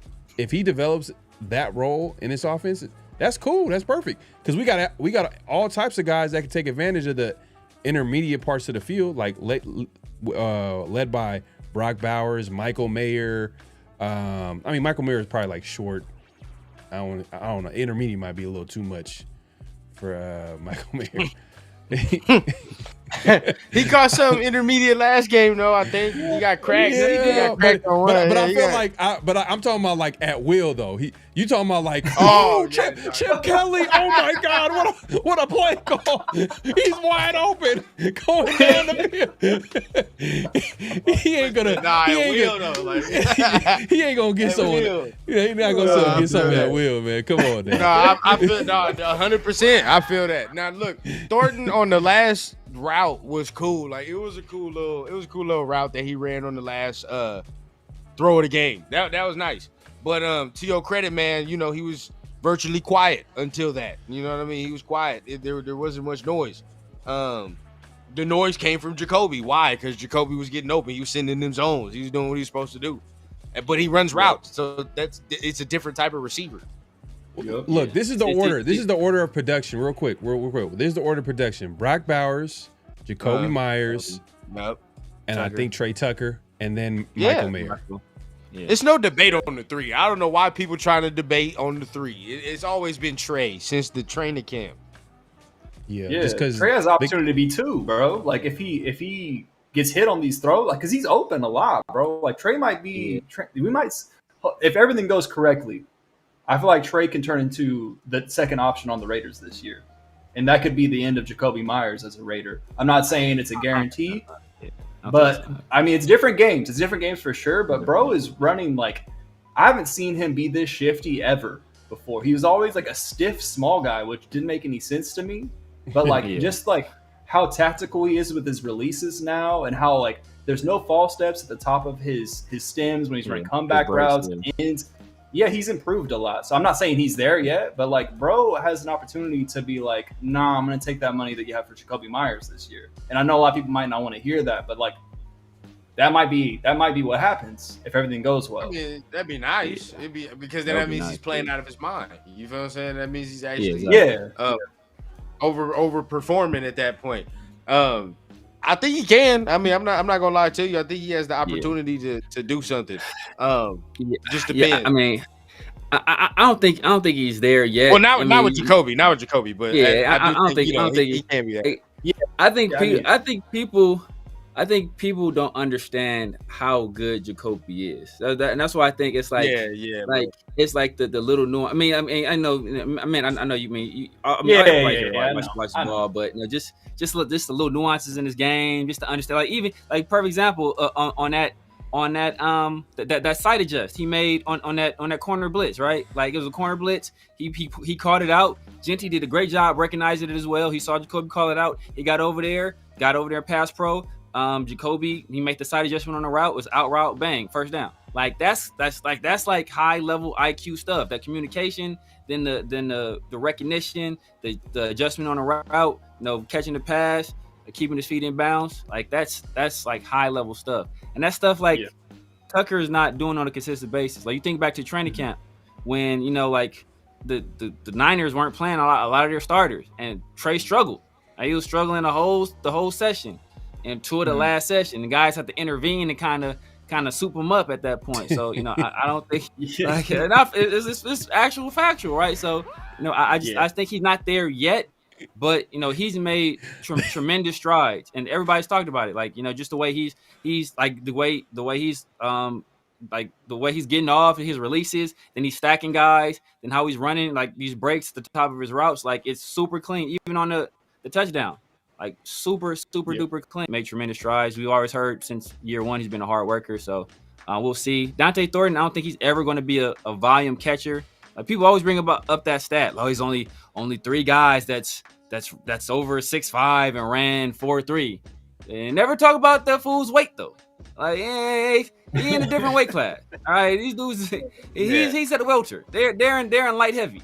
So like, that's what they never talk about. So like, so his game is going to be different than those guys. He's not going to be able to be used in the same way. And like I said, he's not a volume catch guy. He's a guy that's going to he's going to hit on some big plays. Like that's what he's going to do. He's going to hit on some big plays, some deep crossers, some nines. He occasionally, once he starts to threaten you with a speed, he might hit you with a comeback, or but for the most part, or a deep curl, like that's going to be his game for the most part. So it's to he's going to run a lot of clear outs, for letting guys like Brock and Michael Mayer, eat underneath. Like that's going to be his game. So, and that's all we should expect from him.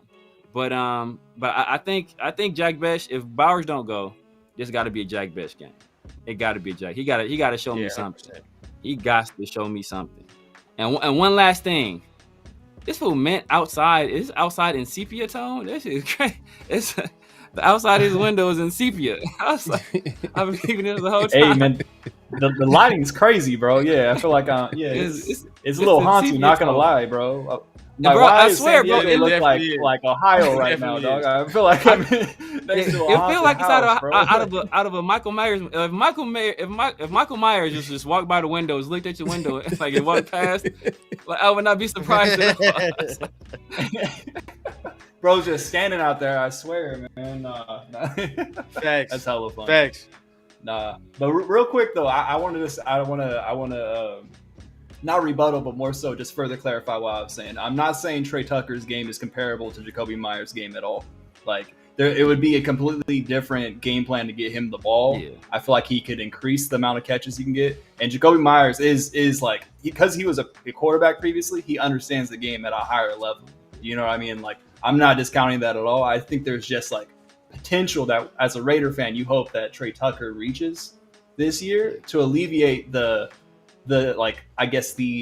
importance of re-signing Jacoby. But Jacoby is Jacoby, man. I love what he does when he's blocked, bro. Like a crackback, like seeing a NFL wide receiver crackback like that. I haven't seen that since Hines Ward, bro. You know what I mean? Man. Like ball. Yeah. People that know ball know that shit. You know what I mean? Like crack toss and homie's going in there with a smile on his face. That's a football play, bro. Like I love Jacoby's game. You know what I mean? But like, I'll just leave it at that. I'm not trying to discredit this man's game at all. Why they outlawed? Did they change the rule because of Hines Ward? Like those crackback blocks? Didn't he like blow somebody up? Yeah, bro. I mean, so many times, dog. Like, yeah. Yeah, man. Hey, look, man. Hey, we appreciate everybody pulling up. Make sure to clock in, hit that like button, hit that subscribe button, hit that notification bell. Yeah, man. Hey, look. Hopefully, it's gonna be a great game. I love watching great football games. But the Raiders got to win. So a great football game to me is Raiders winning. So however way they get it done, hopefully they get that W this Monday Night Football. Let's get into the pick'em games and we get out of here, man. Let's pick out. So rundown. This is your first time on the show when we have these pick'em games. So all we do is we're just picking the winners of each game this weekend. So. Oh, that's a bet. That's a bet. I started off good this weekend. Parlay started off right. Packers did what they supposed to do. So all I'm gonna say, bro, continue it off. Look, man, I had I had a better start this year than last year. Last year it was like I started off terribly, but I ended up strong. It came down to the wire. But 9-6 was my weekend. It was alright. You know what I mean? It was alright. All right. Severe 10-5, man. Respect. He's holding his own. Okay. And then Minted, God, just came in and just took everybody's money. 13-2. Man, sizzling. 13-2. Okay. Yeah, I'm gonna ask LS with the pick because LS is from the future. It's like 3:00 on Friday for LS right now. Facts. So I'm gonna ask him Facts. what games I should pick. So He is talking to us from Friday to from tomorrow afternoon. So he gonna let me know what's up. all right, cool. Let me set this up real quick, man. If you want to hit up the chat real quick, Severe. You know what I mean? Big Lil Boscos, we never give Jacoby a game, a comparison at best. I feel like he can be like John J. Ooh. Yeah, that's a little. That's that reach right there. That's a little reach. Love right that, there. but nah. That's that reach. Like a poor man's. Oh, damn. Yeah, we can't say that at all. Can't say that at all. Man's. I'm trying to think. Jacoby, who was this game remind me of? I'm trying to think of anybody. Nobody really. Nobody. I mean, I guess. See, this is too high praise either. Because I was gonna say Larry Fitz, but that's too high praise. Hell no, Nah, Larry Fitz was explosive, bro. Larry Fitz was crazy. See, that's how you a severe Raider fan right there. That's the Raider fan just came out of him. But Right just there. like a guy that's gonna do a whole lot of work underneath. But I think Larry Fitz I think he's taller than he was. Obviously, you got better hands, better route runner. He ain't the blocker. We gotta think like a tier lower than that. We gotta think. Larry Fitzgerald ain't through a block since Pittsburgh. He ain't through a block since Pittsburgh. Like so. maybe like a poor man's Marvin Harrison. You know, like a poor man, dad's father, senior. You can't even say that. That's too that's far. That's worse. That's what I'm saying. Marvin Harrison is more explosive than him, though. That's See, too far. I don't think. No, that's what I'm saying. Like it's We gotta like be looking poor, we gotta be looking in the Anquan Bolden ranges. All right. Nah, bro, we gotta be looking in the we gotta go in the Anquan Bolden tiers of things. I think that's where we're at right now, bro. I think he's I'm not saying he's Anquan Bolden, but I'm talking about that tier of receiver. You know what I'm saying? Like that. I think that's a smooth one right there. I think Richie Rod got a smooth one. Hushmanzada. I think that's a smooth one. Ooh, they smooth I one. like that one. More physical. That's solid. That's solid. More See, there we go. There we go. More physical. Solid. Oh, come on, right away. That's disrespectful. That is disrespectful. Who'd he say? I want to see it. It's gonna be funny. Ricky Dudley's crazy. I can see little Isaac Bruce. I think Jacoby more physical than Isaac Bruce. He's not as smooth as Isaac Bruce is though, but he's more physical. Ray said Amari. He said Amari Cooper. That's Hell Amari no. Cooper. Come on, that's not a good ass. Come on, bro. Hell no. That's disrespectful. Isaac Bruce. Nah. Bro's a better version of Jerry Porter. I ain't never seen nobody smash Jacoby Meyer's head on his own helmet before. So I'm not laughing at that, but it's like, fuck, bro, dog. That's a bad moment to be remembered by, bro. It ain't, but that's a terrible moment to be remembered by. All real Raider fans remember the Pac-Man Jones situation. You probably just gotta say Pac-Man Jones, and we all know what time it is. Oh, what's your okay? Let me ask you this: what's your Raider memory of Maurice Jones-Drew? Raider memory? Oh, bro, he had a crazy fumble. He had that crazy fumble. I think I only remember him doing that stupid ass shit where they always record him trying on the helmet and shit when they first get there. I think that's the only thing I remember of Maurice Jones-Drew, bro. He tried on his little jersey. Bro, I just remember that fumble where he gets clotheslined and then he fumbles and the ball just goes straight in the air. Yeah, I remember that. That's what I remember. I remember that. It was that crazy fumble. That was him. He was horrible that year. He was cooked. He was all the way through. He was all the way. He should have retired like Amari did. Yeah. Hey, y'all remember Doug Martin? I don't know why that just popped in my head right now. Doug Martin. Yeah. Wasn't he having a cool little season with us before something happened? I thought he was having like a cool little season or something. I don't remember that, man. Nah, he was all right. He was all right. He wasn't good. He wasn't good enough to for the Raiders to stop drafting from getting from Josh Jacobs. I think. Yeah. Josh Jacobs got drafted. Yeah. That is a fact. That is a fact. I think he got like 700, maybe almost 800 yards that last season. Was he behind Tay Train though? Wasn't he behind Latavius? Like, cause I was like, After, I or don't was it think after so. Latavius? I think it's at that after point? Latavius. It was Yeah, Doug that's Martin and it was Doug Martin and some like other washed up running back that like Gruden loved. Some other guy. Who was it? Jerome says Crabtree. Crabtree was a little bit more he was a little bit more shiftier. I felt like a little bit more. Yeah. I think a little more shiftier. But And He was Jacoby physical Wade- though when he was with the Raiders. He was a physical wide I think Jacoby- receiver for sure. And who do you think was a better route? I feel like Crabtree was a better route runner. To be honest with you, but Crabtree probably a better. I would give Crabtree the edge as a route runner. Yeah, it's Crab. It's Crab. I don't know. Crab was I the first don't know. round Actually, I don't know. I don't know on that one. Jacoby's kind of a technician though. Like I don't think he's not. Well, no, yeah, you might be right. No, you might be right. You might be right. It's tough. It's tough. Just Like Crab coming out. Yeah. Like San Francisco Crab. We Like can't maybe think of Raider Crab. We can't think of Raider Crab. It's different. We got to think of like. Those are his best years though.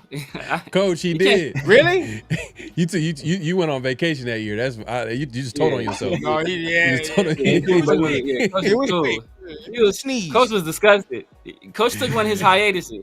That was you know what year that was? That was 2018 where Khalil Mack got traded, Amari Cooper got traded. The Raiders had they went 4-12, I believe, at the time when it was 16 games. Jordy Nelson, yeah. It was bad. Man. But yeah, man, let's just get this started real quick, man. We got Browns, Ravens, game 1 this weekend. I'm taking the Ravens. They are pissed off they lost that game against the Bills, man. I'm gonna go ahead and just take them right there. That's the easy one for me. But it is a divisional game. So divisional games, anything can happen almost. But rundown, who you got?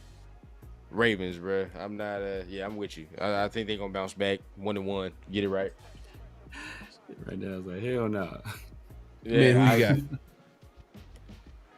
What was that? Oh, who do you got? Ravens, Browns. My fault.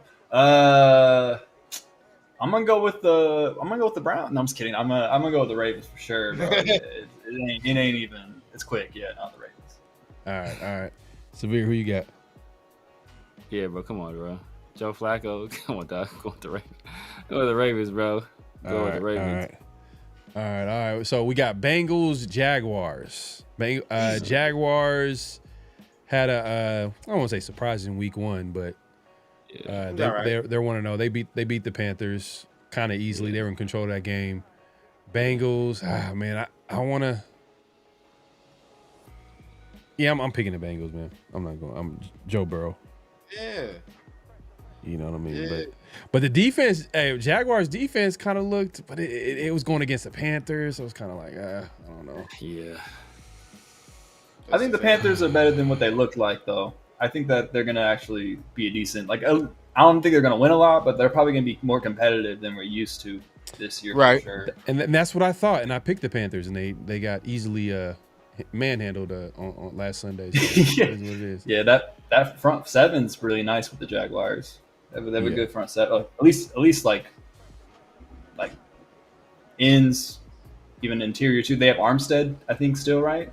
If I'm not mistaken. Yeah. I think they got like a solid corner at least. I think was it Tyson Campbell? I think Tyson Campbell. Yeah. So are you going with the Jaguars, man? Is that your pick?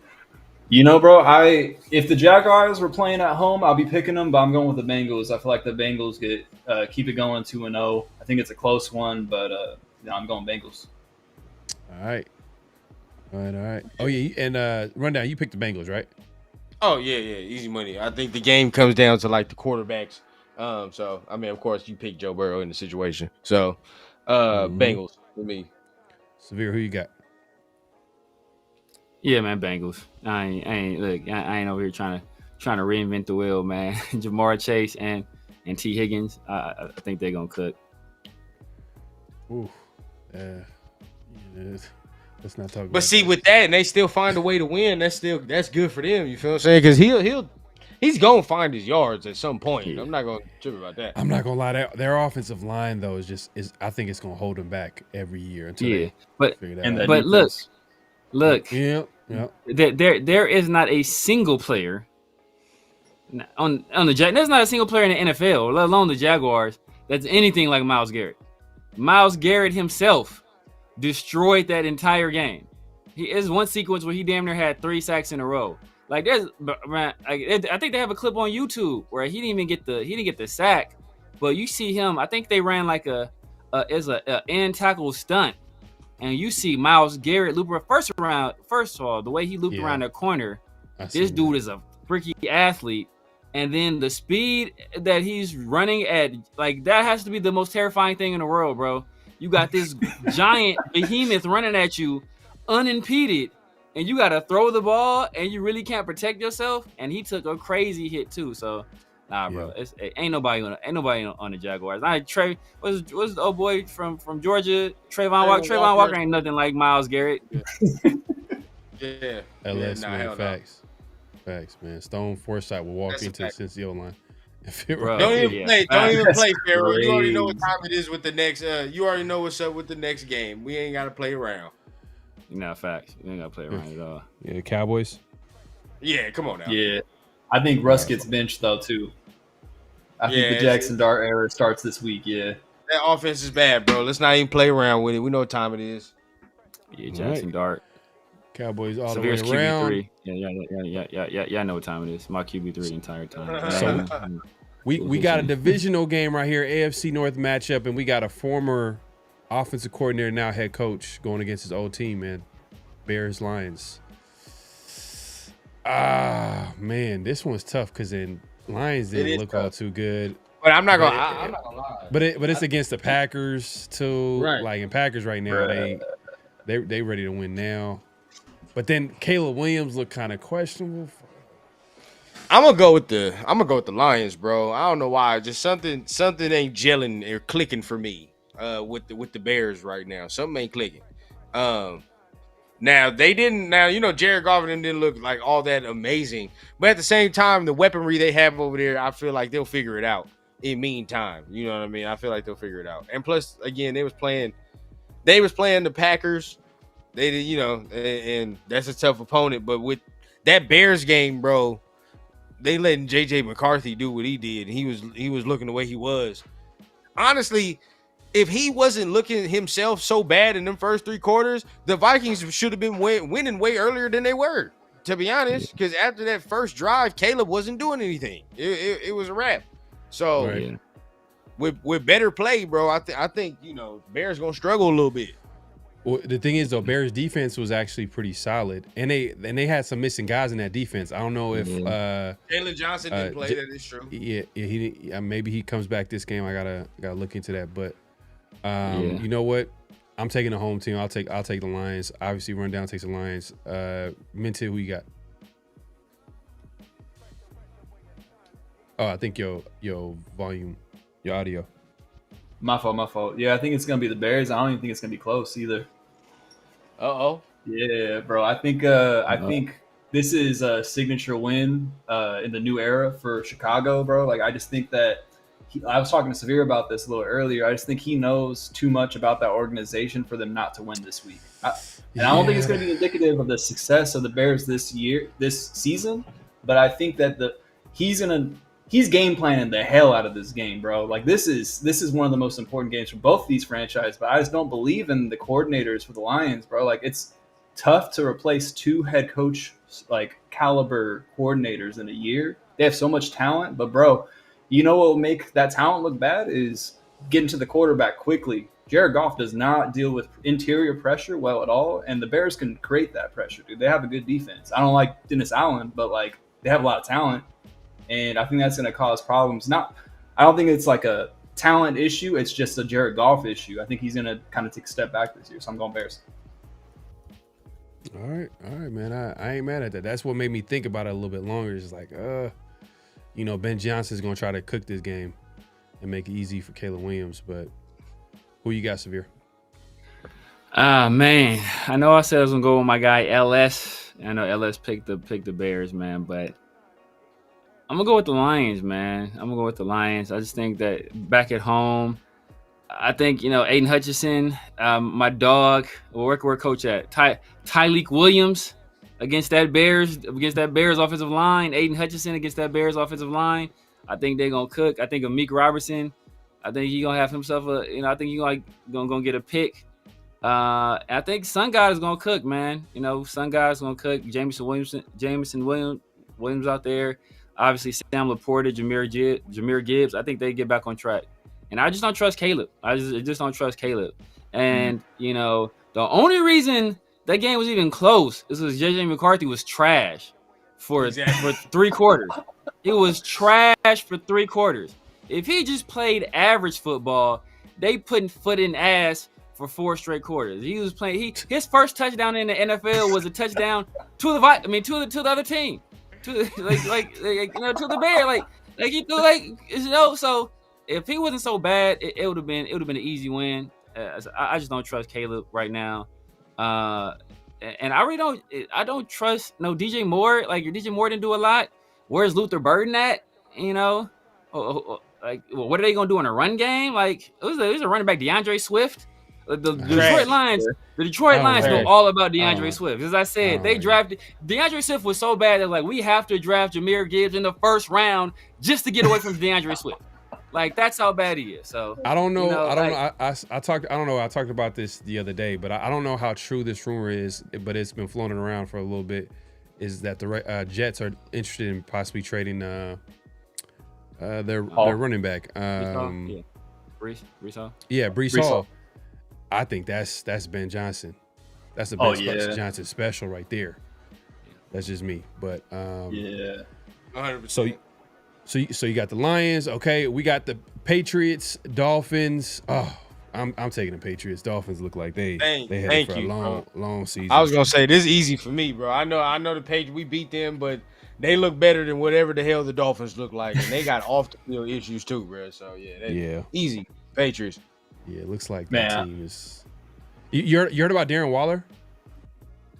I don't know what happened. Darren Waller, he's still hurt, but the recent comment by the head coach McDaniel, he was asked about Darren Waller, and he was all like, "You know what? There's a possibility that we might have to make a decision on Darren Waller and might include him not playing this year." I was like, "Damn!" And they just traded for him, and he hasn't played a snap in the regular season. I don't even know if he played in preseason. So this is the end. He must be on the phone with Amari Cooper, bro. Like, man. I'm paraphrasing, but when I seen that online, I was like, man, that's wild, bro. Like they traded for him. I was expecting, but that's the state of the Dolphins right now. It's kind of a little bit all over the place. It's dysfunctional, yeah, man. Yeah, a little bit dysfunctional right now, and I think it starts with the head coach. I don't know, Mike McDaniel might be on the hot seat. This might be his last season, but whoever gets him as an offensive coordinator, though, I ain't gonna lie. Yeah, they gonna cook. That'd be a nice little pickup right there. But him to the Lions would be a crazy fit, bro. That would be insane. Smart move by him. That would be a smart move by him. That'd be a smart move by him. Yeah. So, Mint, you going with the Patriots or Dolphins? Yeah, no, I thought I was gonna be lone wolf with this one, but no, I'm going with the Patriots for sure. We're all on the same wave, man. Yeah, it makes sense. Funny. Severe, who you got? All y'all picked the Patriots. I feel like you got to pick the Dolphins right now. I'm rolling with the Dolphins. I'm rolling with the Dolphins. I'm gonna give these guys. I'm gonna give them one more chance. One more chance. That boy Tua to kill that. I'm gonna give one because they have so many weapons, bro. Outside tight end they trash, but just on the outside they got Waddle, Tyreek Hill, A-Chain. Like they got weapons, man, and they got a hell of a play caller. It's just putting it together defensively, and it's kind of a mess. But I think they had a lot of new acquisitions, especially in the secondary. They just picked up Juju Brents, and they picked up, I forgot the other corner they had picked up in the offseason, and obviously Minka was a new acquisition. So I think they got some guys. It's about putting it together, man. So I'm gonna give them one more chance this week. I think they might be able to get something done this week at home. I was just playing around. You about to pick Dolphins? I'm about to pick the Dolphins. Yeah, I picked the Dolphins. Yeah. See, I knew someone was gonna pick the Dolphins. I knew. I'm gonna give them one more chance. I'm gonna give it if the Dolphins lose this game, they get the Panthers treatment. You know what it is though. I'll give you this. You know what it is. This game right here. I'll give you this. Is the Patriots? I don't think are like. They're not gonna be that spectacular this year. They're gonna be alright. You know what I mean? They're like because you know what it is. Drake May is gonna go through growing pains, learning this Josh McDaniels offense. And like I don't know why Henderson didn't get the ball last week. That's like weird. But I don't know if he's getting that rookie treatment. But why would you? That don't make any sense. This is a young team. Like, I've heard let the young players before. play. Like, bro. Like, do you look at what he was doing with the talent with the Raiders, bro? Yeah. Like, I don't think Josh McDaniels can manage like getting. I don't think he can get the ball to his playmakers as well as he used to, because everyone knows his tendencies, bro. Like, it's just. Well, I mean, he had Tom Brady, so that probably helped a lot to get the ball to the playmakers. Yeah. Facts. If we're being honest, but I did give him benefit of doubt because that Mac Jones year was kind of solid. I'm like, oh, okay, Mac Jones. I really didn't expect too much. Matt Castle. Yeah, he won 11 games. Jimmy Garoppolo. Yeah. Like, they had a lot of Jacoby Brissett. Like, they had a lot of quarterbacks that they were able to go in other places. But with Matt Castle, that was an offense that was there for like how many years? So like it was just about plugging in, like, you know, I'm talking about like first time, like players are like the quarterback. Like Matt Castle was in that offense for how long? Like as a backup quarterback with Tom Brady. Yeah. So like 3-4 years. Yeah. Exactly. So I feel like but you see like the further these guys get away from Josh McDaniels, usually the worse they get. The only person that didn't get really worse was Tom Brady. Jimmy Garoppolo, he got worse as a player. We see what Aiden O'Connell done turned into. We see what we see what Mac Jones done turned into. Mac Jones went from being a rookie Pro Bowler to a backup or journeyman. Well, wait, but Jimmy G was a starter for the Niners for years, and he comes to the Raiders under Mike McDaniels. What the? Like, why were we just He was looking down at that point. Yeah, he was looking down at that point. Act like that didn't happen. Yeah, he was looking down at that point. But the thing is that he went from a much simpler. He went from a much simpler system with Kyle Shanahan back to a much more complicated system with Josh McDaniels. So it's like it was a shock to the system. It's like he was on a relatively simple, easy to understand, easy to read, system with the Shanahans. Yeah. And then he comes back over here, it's back to, you back to reading. You go from reading Dr. Seuss to reading War and Peace. Like it's a hell of a shock. Yeah. No, well, look. I mean, I think they try to bet on him kind of getting drafted into that system. Yeah. So he remembered a little bit, but he didn't. He didn't remember shit. He didn't remember nothing.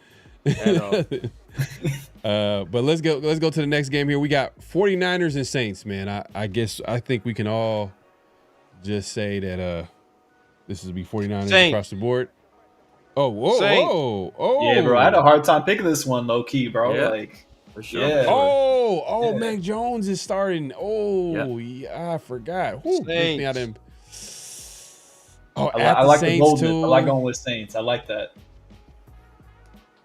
You know what? No Kittle either. No IU. Saints. And they just cut their kicker. Oh man, no Kittle, no IU. just fired their kicker. No Kittle, no IU, no Juwan Jennings. No Purdy. Yeah, that defense though is healthy. Defense is good. Defense. Oh, this is an ugly game. This is an ugly game. 13-10 ass game, bro. Like, yeah, bro. This is down to who's better coach. Who's a better coach? That's what's gonna come down to. It's down to can Rashid Shaheed get to open deep one time? All it takes it's gonna take one touchdown to win this game. It takes one touchdown to win this game. Yeah. Can Rashid Shaheed get open deep one time for a touchdown? Did you see Chris Olave take a shot at Spencer Rattler? Nuh-uh. When he was like they was asking him about like hospital balls because he got one I guess last week, and he was like, yeah, it's gonna happen a lot this year. Yeah. Oh shit. That's crazy. Chris Olave he ain't met a quarterback he likes. No. He ain't met a quarterback he likes, bro. He didn't like Derek Carr either. If he says it's gonna happen a lot, like Why is it gonna happen a lot? You taking a shot? What do you mean by that? Yeah, what do you mean by that? What do you mean? Yeah, like damn. That's like on the damn, bro. That's like on the screen, but what's like on? It was like on a little. Was it like a wide receiver screen or a little like dump off or whatever? It's a little dump off, right? Yeah, it's a little dump off. Man, yeah, all right. I'm gonna go Saints here. Damn, but I don't want to pick against the Niners though.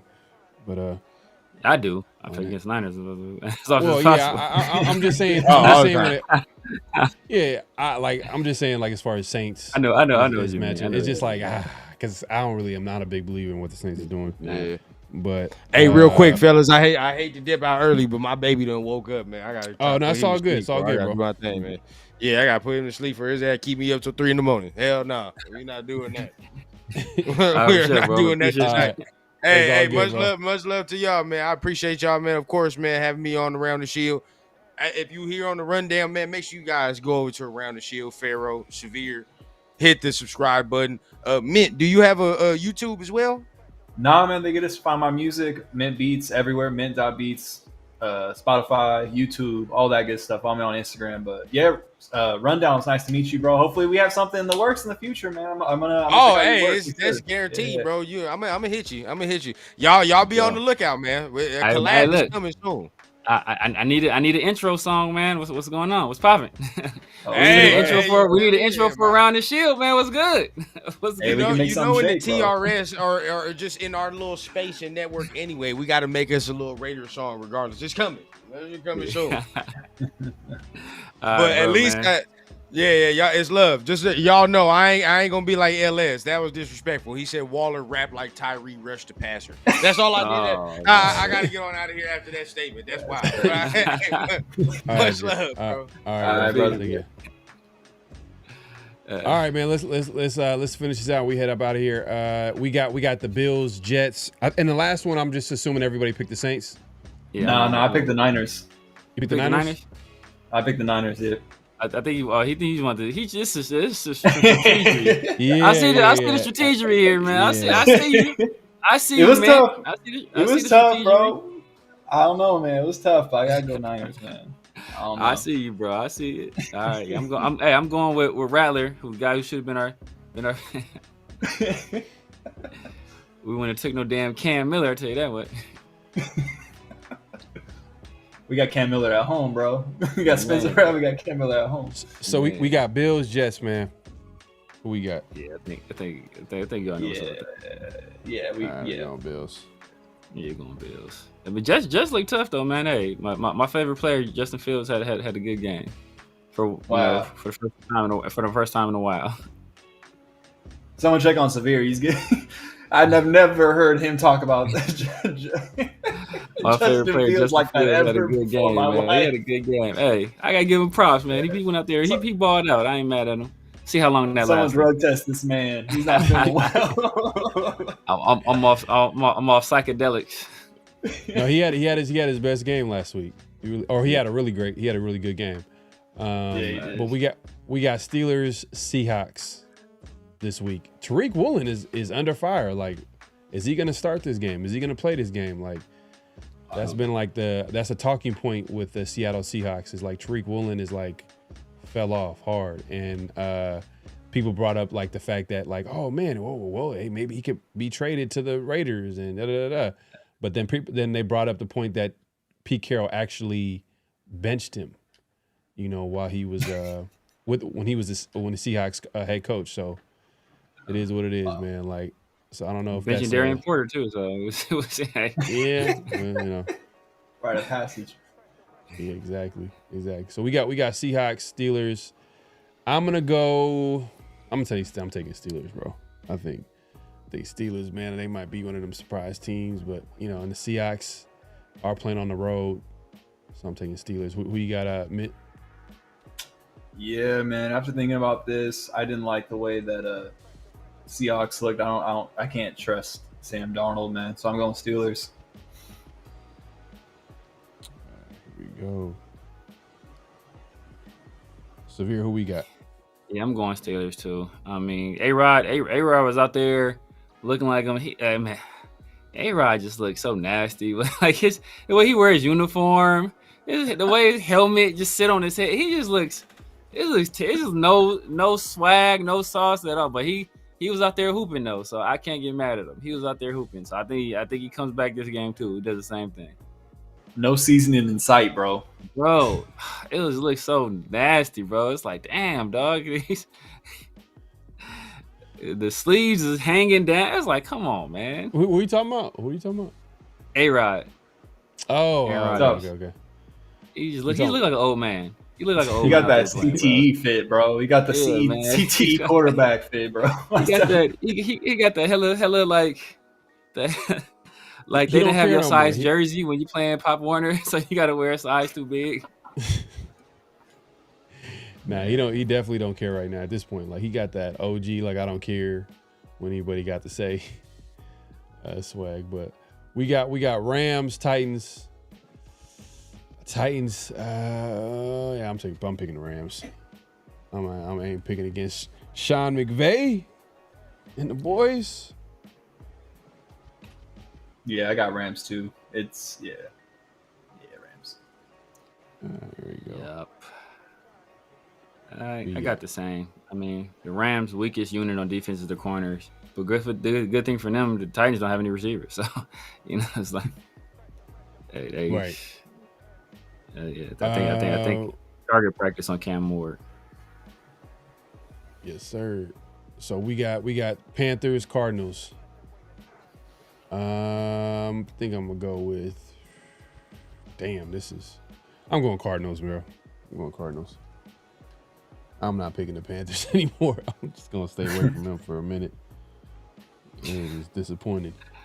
But man, you're a big believer on the Panthers. Is this the game that you're gonna pick?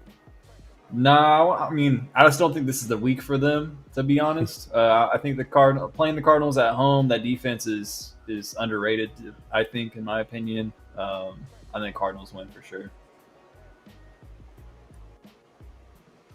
All right. And then, Severe, you got Cardinals? We got Panthers. I'm going to pick the Cardinals just because the Panthers did me so dirty last week. But we was in the same situation at the end of last year, and all the Cardinals had to do was beat the Panthers to get into the playoffs. I don't remember if they got their ass whooped or not, but I know they lost. So it's like – but, I mean, Will Johnson is out there now. I think Will Johnson, he just juices up that entire team. Marvin Harrison Jr. had a pretty good game. James Conner is running well, so I'm going to go with the Cardinals. All right, so we got the Colts, Broncos. Broncos are going to be on the road against Indy. I can't wait to pick this game. Man. Daniel Jones and the Colts look like a playoff contender against the team they played against the Dolphins, but the Dolphins it was the Dolphins issues. It was the Dolphins. And Knicks look like straight trash too, though. Yeah, the offense. Knicks look like straight trash. And you know what, Colts, as far as talent, they're kind of underrated.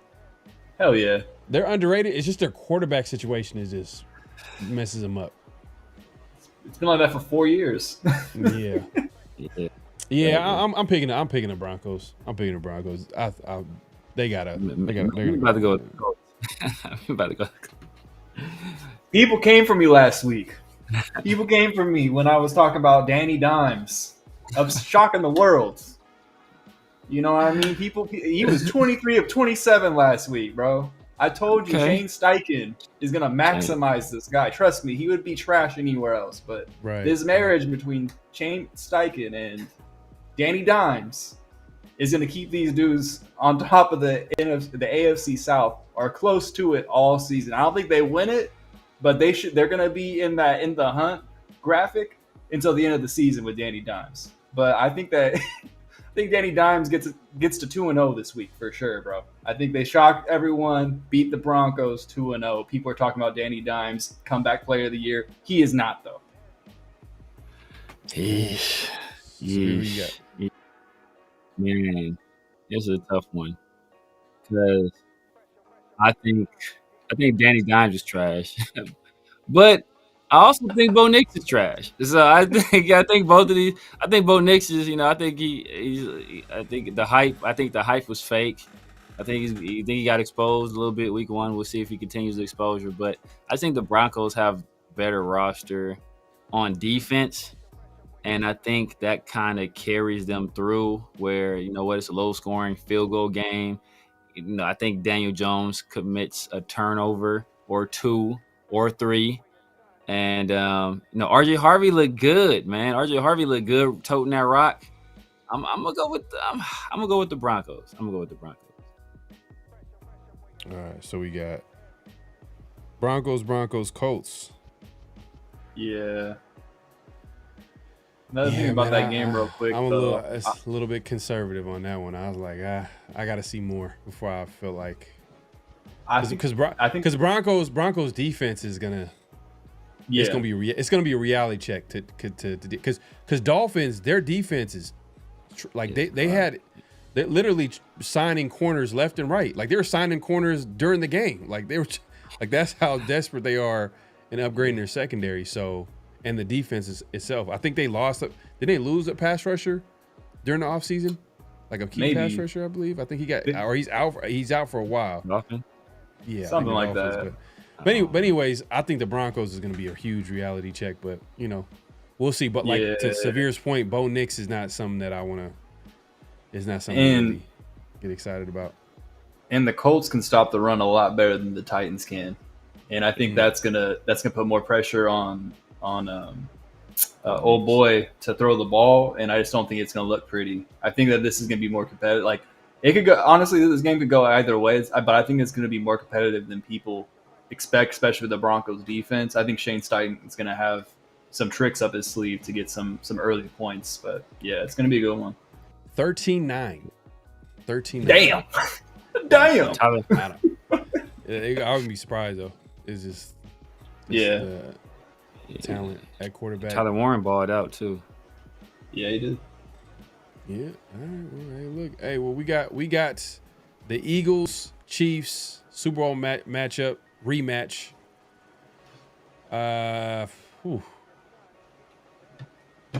You know what? I'm going to, man, it's tough because I would have picked the Chiefs, but then they got injuries at wide receiver. Yeah. And I know Worthy's practicing, but is it gonna be enough or is it just for show? Are they gonna rest them until it is at home? It's their home opener. Whew. Yeah, I'm going Chiefs. I'll take the Chiefs on this one. I think Andy Reid gonna have some cooked up, especially Steve Spagnuolo on defense. So, who you got, man? I got the Eagles, man. I think it's gonna look very similar to how it looked last week because the Chargers essentially use the same thing that the Eagles did in the Super Bowl against them. So I mean, why choose against that? Right now, I'm gonna go Eagles. Got you. You got Severe. Yeah, I'm gonna go with the Eagles. Juwan Taylor against anybody on the Eagles defensive line is a mismatch. And I actually think I think they put a muzzle on Jalen Carter till the game actually starts, and so he doesn't get suspended. So I will go. Say he'll have a big impact on the game as well. But I think it's gonna be closer than people think. I think some people are thinking it's gonna be a blowout. Patrick Mahomes is the equalizer in most situations. The Super Bowl got out of hand quickly, but for the most part, he's able to carry a roster that's not that great. So I think this will be a close game, but I think the Eagles pull it out. I just think the Chiefs wanted more. More, but that's what I'm betting on. But Vikings, Falcons, Sunday Night Football. Michael Penix and Christian McCarthy. Man,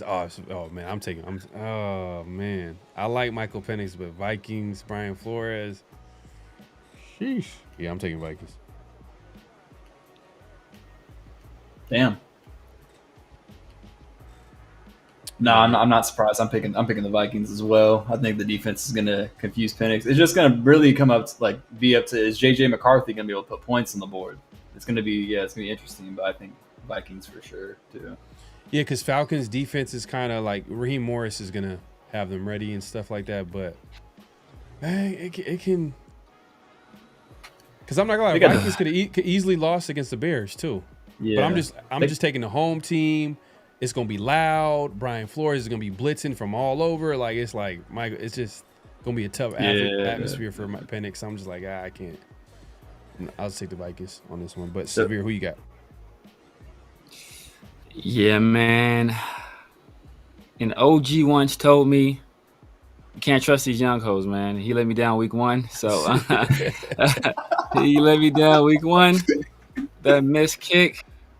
I want to go with because look, hey, you talking about the defense. The Falcons defense wasn't terrible. It's just they went against a juggernaut. The Bucs got just weapons all over the place.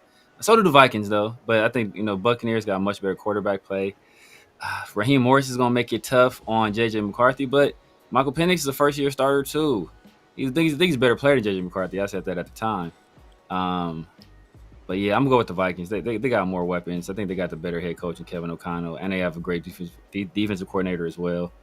I'm a trust in Kevin O'Connell. Yeah, like Falcons actually might be solid this year. Penix gonna have a good year possibly, but it's just that this game. Diablo look good. Diablo look good out there too. People was talking all that recklessness. Diablo he did out there. Yeah. Wow, man. Yeah, he had half a sack. He had PPU too. Jesse Bates had him. My guy. What's the Jesse dude from Oklahoma? Nah, not Jesse Bates. The other safety out of Oklahoma. He's a nickel back in the safety. I forgot. I wanted us to draft him. He looked good out there too. I think he had a sack too. It was not Bailey Bohm. I forget his name, but yeah, he had a pretty good game too. So, but yeah, Vikings, man. Vikings. All right, man. We headed into the Monday night doubleheader, starting with the Bucs and Texans. Ooh, man. Damn, what's going on? Stroud hasn't. Man, but it's tough. That offensive line is man. I'm telling you, bro. Like it don't matter what, unless your name is maybe Burrow. Burrow hasn't had a good offensive line since he's been in the league, and he's still getting his. He's still getting his, but but Burrow got chased and he gets stuff. Yeah. But you don't like the Texans. I like the pieces that the Texans. I mean, Nico. I like Nico Collins. Who else they got? That's proven.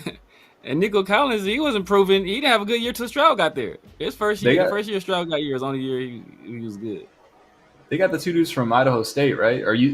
Yeah, was Idaho Iowa State, yeah. They're young though. Yeah, to your point, they're young, but it's just I do like them. Like I like the talent they added to the Jaden Higgins and Jalen Noel.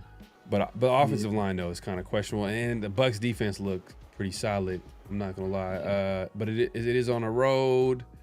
And Joe Mixon is out. I'm going Bucs. Yeah, I'm going Bucs. I'm taking Bucs on this one right here. They came through for me week 1. Just gonna stick with them real quick. I'm gonna do the same, bro. I'm gonna go Bucs too. All right, Severe, who you got? You got Baker Mayfield. Yeah, we got Baker Mayfield versus CJ Stroud. Umar Johnson, baby. You know what time it is. All right, man. That's Umar Johnson. Come on, dog. Texas. All right, I got you. Crazy, bro. All right, so now the moment has come. We got Chargers and Raiders. You know who I'm about to pick. Until they prove otherwise, until they are like winless and just a shit show, you know what I mean? And they haven't proven that right now. They've actually showed out last week against the Patriots to get that W. And I'm gonna pick the Raiders. Obviously, I'm assuming everybody's picking the Raiders. Yeah, bro. But it's funny. Mid's gonna pick the Chargers, huh? Bro, So let me. Mitch in Chargers country right now. He got people watching them. People outside, bro. They're outside my door right now. But that wasn't Michael Myers, dog. That's my neighbor, bro. He got people. He got FBI with binoculars watching his every move right now. Nah, but probably if they learn on my story. But anyways, exactly right. You on the watch list. Yeah. He's a person of interest. But no, it's funny. So real quick, my girlfriend at her work, she has to do picks, and they're doing picks, right? So like I told her last week, I'm like, we'll do it, but I only lost 2 games, whatever. So I told her this week because I was like, I'm gonna give you all my picks, but there's one game I don't want to pick for you, and I was like, it's this game. It's this Raiders-Chargers game. And the reason why is because I cannot sit and pick against the Raiders like Pharaoh was saying if they haven't lost yet. They have to show me that they're going to lose. But in my heart, I feel like the Chargers are going to win this game. But I'm going with the Raiders, but like I full discretion, I told her to pick the Chargers. All right, so it's the Raiders or Chargers? All right, he going Chargers. It's Raiders. It's Raiders. You going Raiders? You going Raiders? Oh, okay, Yeah. but you told her to pick the Chargers though. I did tell her. Yeah. I couldn't have it on my chest. Okay. I think I'm bleeding from my chest. I'm bleeding from my chest. All right, man. So we got man. Chargers all across the board. Raiders. I mean Raiders all across the Oh, board. they want They want you know what prediction too. They want to score. Yeah, all right. Shots Space B said. You said give a score. Okay, all right. Let's do it. Let me go. I'm gonna go 28-23. Random score. Damn, man. Yeah, I feel like it's going to be something crazy like that. I'm going to go 27-24. Last second field goal. That's a classic score right there, 27-24. I was thinking about that, but I was like, you know what? Let me do something random. What you got, Severe? I'm going a little bit higher. I'm going 31-27 Raiders. All right. Hey, man, those are all like so we feel like we're gonna put some points on the board. Yeah. I feel like that's the one thing that we can say on our offense. Maybe we didn't run the football, and we didn't really put, with all those passing yards that Geno had, we didn't really put enough points on the board. Yeah. And now we come back at home. We had one turnover. One turnover. Yeah, and we come back at home. The elements ain't there. It's not gonna be a factor. So I feel like we're gonna be indoors, and that's gonna be crazy. Chip Kelly indoors with Geno. With the speed too. Like. Yeah, man. Yeah, hopefully. I'm gonna be there in person too, man. That's gonna look.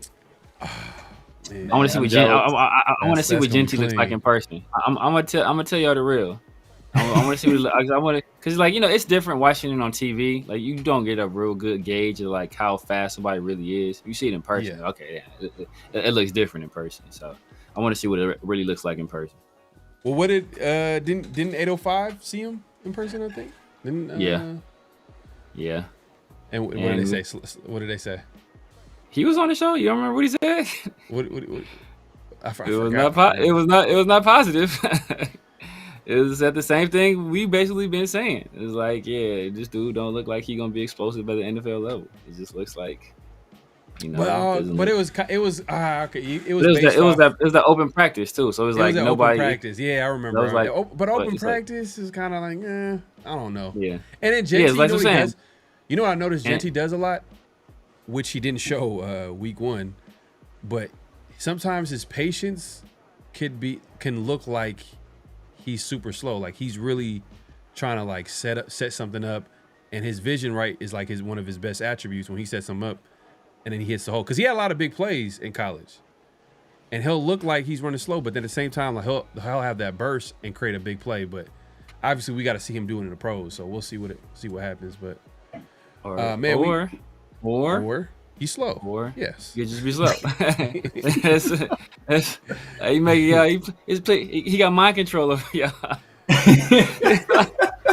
These niggas got fast. Oh man.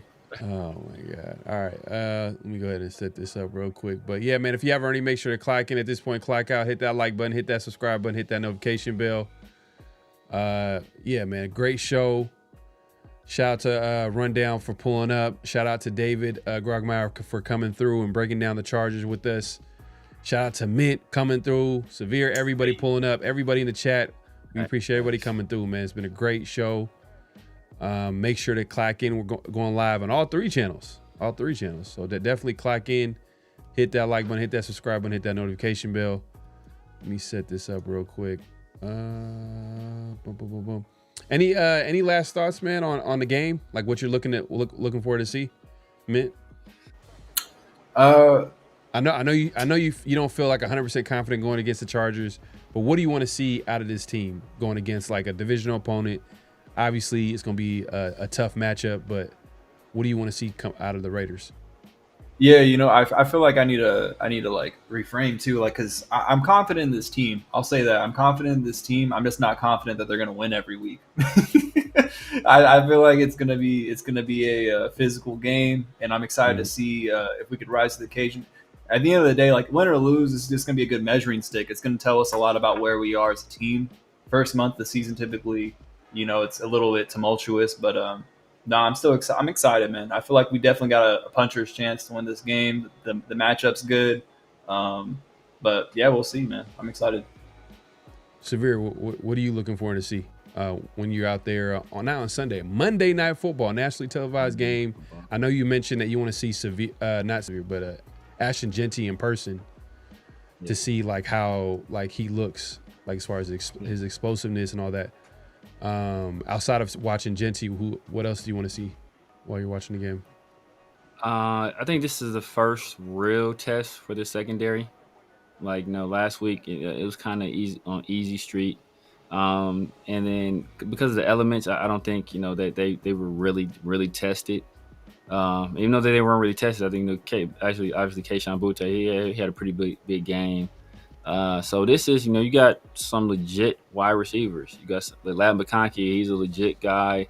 Quinn Johnson is a legit athlete, that sometimes plays wide receiver. It just depends on which guy shows up this week. And then Keenan is the consummate professional, veteran guy, understanding how to get open at the NFL level against some fairly young and inexperienced corners. So he knows all the tricks of the trade. So how are they going to handle a guy like that? It's going to be interesting. So yeah, man, I think it's going to be the first real test for this defense. I liked what I saw from Booker. I liked what I saw from Adam Butler as a monster.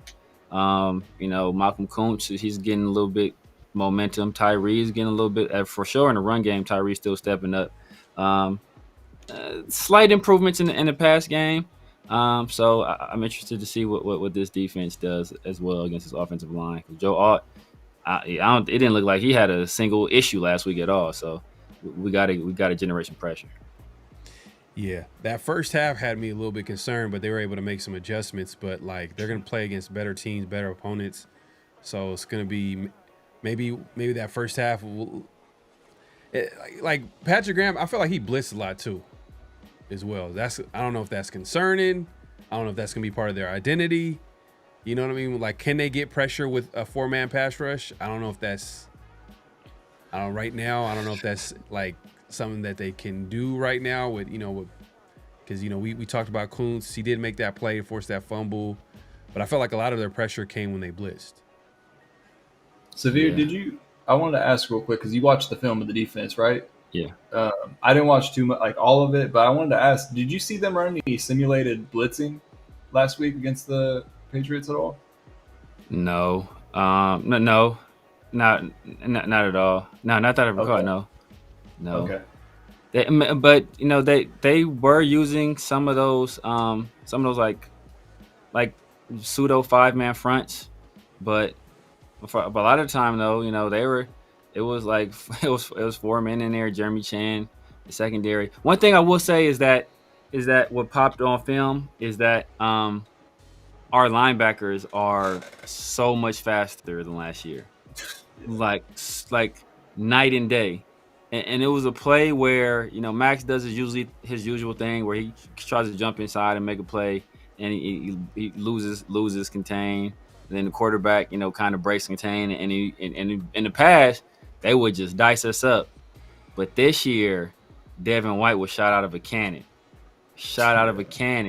and like I think he tackled him maybe like a 3-yard gain or something like that. So like the speed difference is like it's night and day from where it's been in the past. So I think that's kind of where we have a little bit of we're able to do a little bit more, take a little bit more chances than we were in the past. But yeah, man, like the thing, like Devin White popped on film, Jamal Adams popped on film. Just their like just the speed, like that's just the biggest thing that popped. Like their speed, like plays guys couldn't get to in the past, like their recognition, their instinct, and just the ability to get there. Like I think that was huge. So it looks like they tried to put Devin White in some tough situations because in the past he's had issues tackling, but last week it was basically I don't think he missed the tackle. Yeah, man. Devin White was doing his thing. Hopefully we see a little bit. I mean, we might see. Do you see with that if Landon Roberts doesn't play this week, who gets that green dot? Does it stay with Eichenberg? Because I know he came in to fill in for Landon, or does it go to more an experienced vet like maybe like a Devin White or something like that? I can see it going to Devin White, to be honest with you. I mean, especially the way he played. I can see it going to Devin White. I think him and Pratt will be the starters. They'll probably stay in sub package most of the time, and bring Jamal Adams in on occasions. So I think they'll stay. I think they'll stay like that. Probably like the big nickel with Jeremy Chin as the nickel. Well, depending on who they put. Yeah, depending on who they put, because Darnay didn't play a lot. Eichenberg really didn't play a lot either. It was a lot of Jeremy Chin out there. Yeah, to go back to the original question was like what we're looking forward to. I would say, for me, I know we talked about it all show. For me, it's got to be Ashton Genty. See how he responds from last week. How do the Raiders kind of like respond and see how that offensive line responds and like running the football, and also like the receivers too as well. Like do they take advantage of this matchup? Because we talked about like corners, the San Diego Chargers, San Diego of Los Angeles Chargers. Nah, man, you had it right, bro. San Diego Chargers, bro. We still call them that. Yeah, that's what they gonna be, bro. That's what they gonna be. Nah, facts, man. Nah, facts. Well, I want to see if we take advantage of like the matchup, their weakness on defense. You know what I mean? And that goes with the Dante Thorntons. Maybe Jack Bech gets more snaps than 4. Trey Tucker. Mint. Shout out to Mint. You talked about Trey Tucker having a big year. Yeah. We'll see if he has a big game this week, coming back at home. Yeah, man. It's gonna be interesting to see what Chip Kelly like cooks up this week, because part of what Chip Kelly, part of what makes you a good offense coordinator is you got a game plan. So what type of game plan are they gonna bring to the Chargers? Yeah. And that's gonna be interesting to see. So we'll see how it shakes out, man. Hopefully the Raiders get the W. We appreciate everybody pulling up. Make sure they're clacking at this point. Clack out. Hit that like button. Hit that subscribe button. Hit that notification bell. Man, any last thoughts before we head out? Oh yeah, man, Severe, man. Let the people know where they can find you, what to look forward to, all that good stuff. You guys know what it is, man. The Severe Raider here on YouTube, Snapchat, TikTok, IG, X, Kick, Twitch, everywhere. Severe Raider, holla at your boy. Probably not doing a war room this. Maybe we'll see. Probably not doing a war room this Sunday. Gonna be out in Vegas, so we'll see. We might do something, but we do guys an event on Saturday. With Dub Raider at Tap and Ash. That's from 3 o'clock. I think 3 to like 7. And then that sounds crazy if you say it real quick though. Yeah, tapping. I know, right? And then it's a cigar lounge. And then we got obviously Loom. Loom has his pool party on Sunday. And then we got the game on Monday, man. So hey, we're gonna see what time it is, man. There you go, Mint, man. Let people know what they can find you and look forward to. And shout out to the Beats, man. I know you guys heard the production is today, man. We kind of got a gift from Mint, you know what I mean? So definitely check out the music, Christmas man. Came early. Man, for real. Mint, man. Let the people know where they can find you, what to look forward to. No, yeah, real quick. Appreciate y'all having me again. It's always nice to chop it up, talk about my favorite team. You know what I mean, with the nation and everything. But you guys can check out my music. at Mint Beats, Mint.Beats everywhere, Spotify, Apple Music, YouTube. I have some collaborations with some rappers up there too. I'm going to be making some content here real soon too. I have a beat tape that I'm kind of putting together the pieces of. I have most of it together, so you keep an eye out for that. But yeah, just follow your boy. Thanks. Yes, sir, man. Hey, man, we up out of here, man. Hopefully next Tuesday, 50-50 show, we'll be celebrating a win, celebrate a W. Obviously, we'll be back here around the Shield every Thursdays, and we'll have plenty of guests, so make sure to tune in. But we up out of here, man. Hey, Jacoby Myers, I think he's gonna earn his kind. Well, he's gonna get more expensive this week. And also one last thing, 7 3/8. You know what time it is. We're gonna see. We up out of here, man. I want a fedora. Hello? You play to win the game. You don't play to just play it.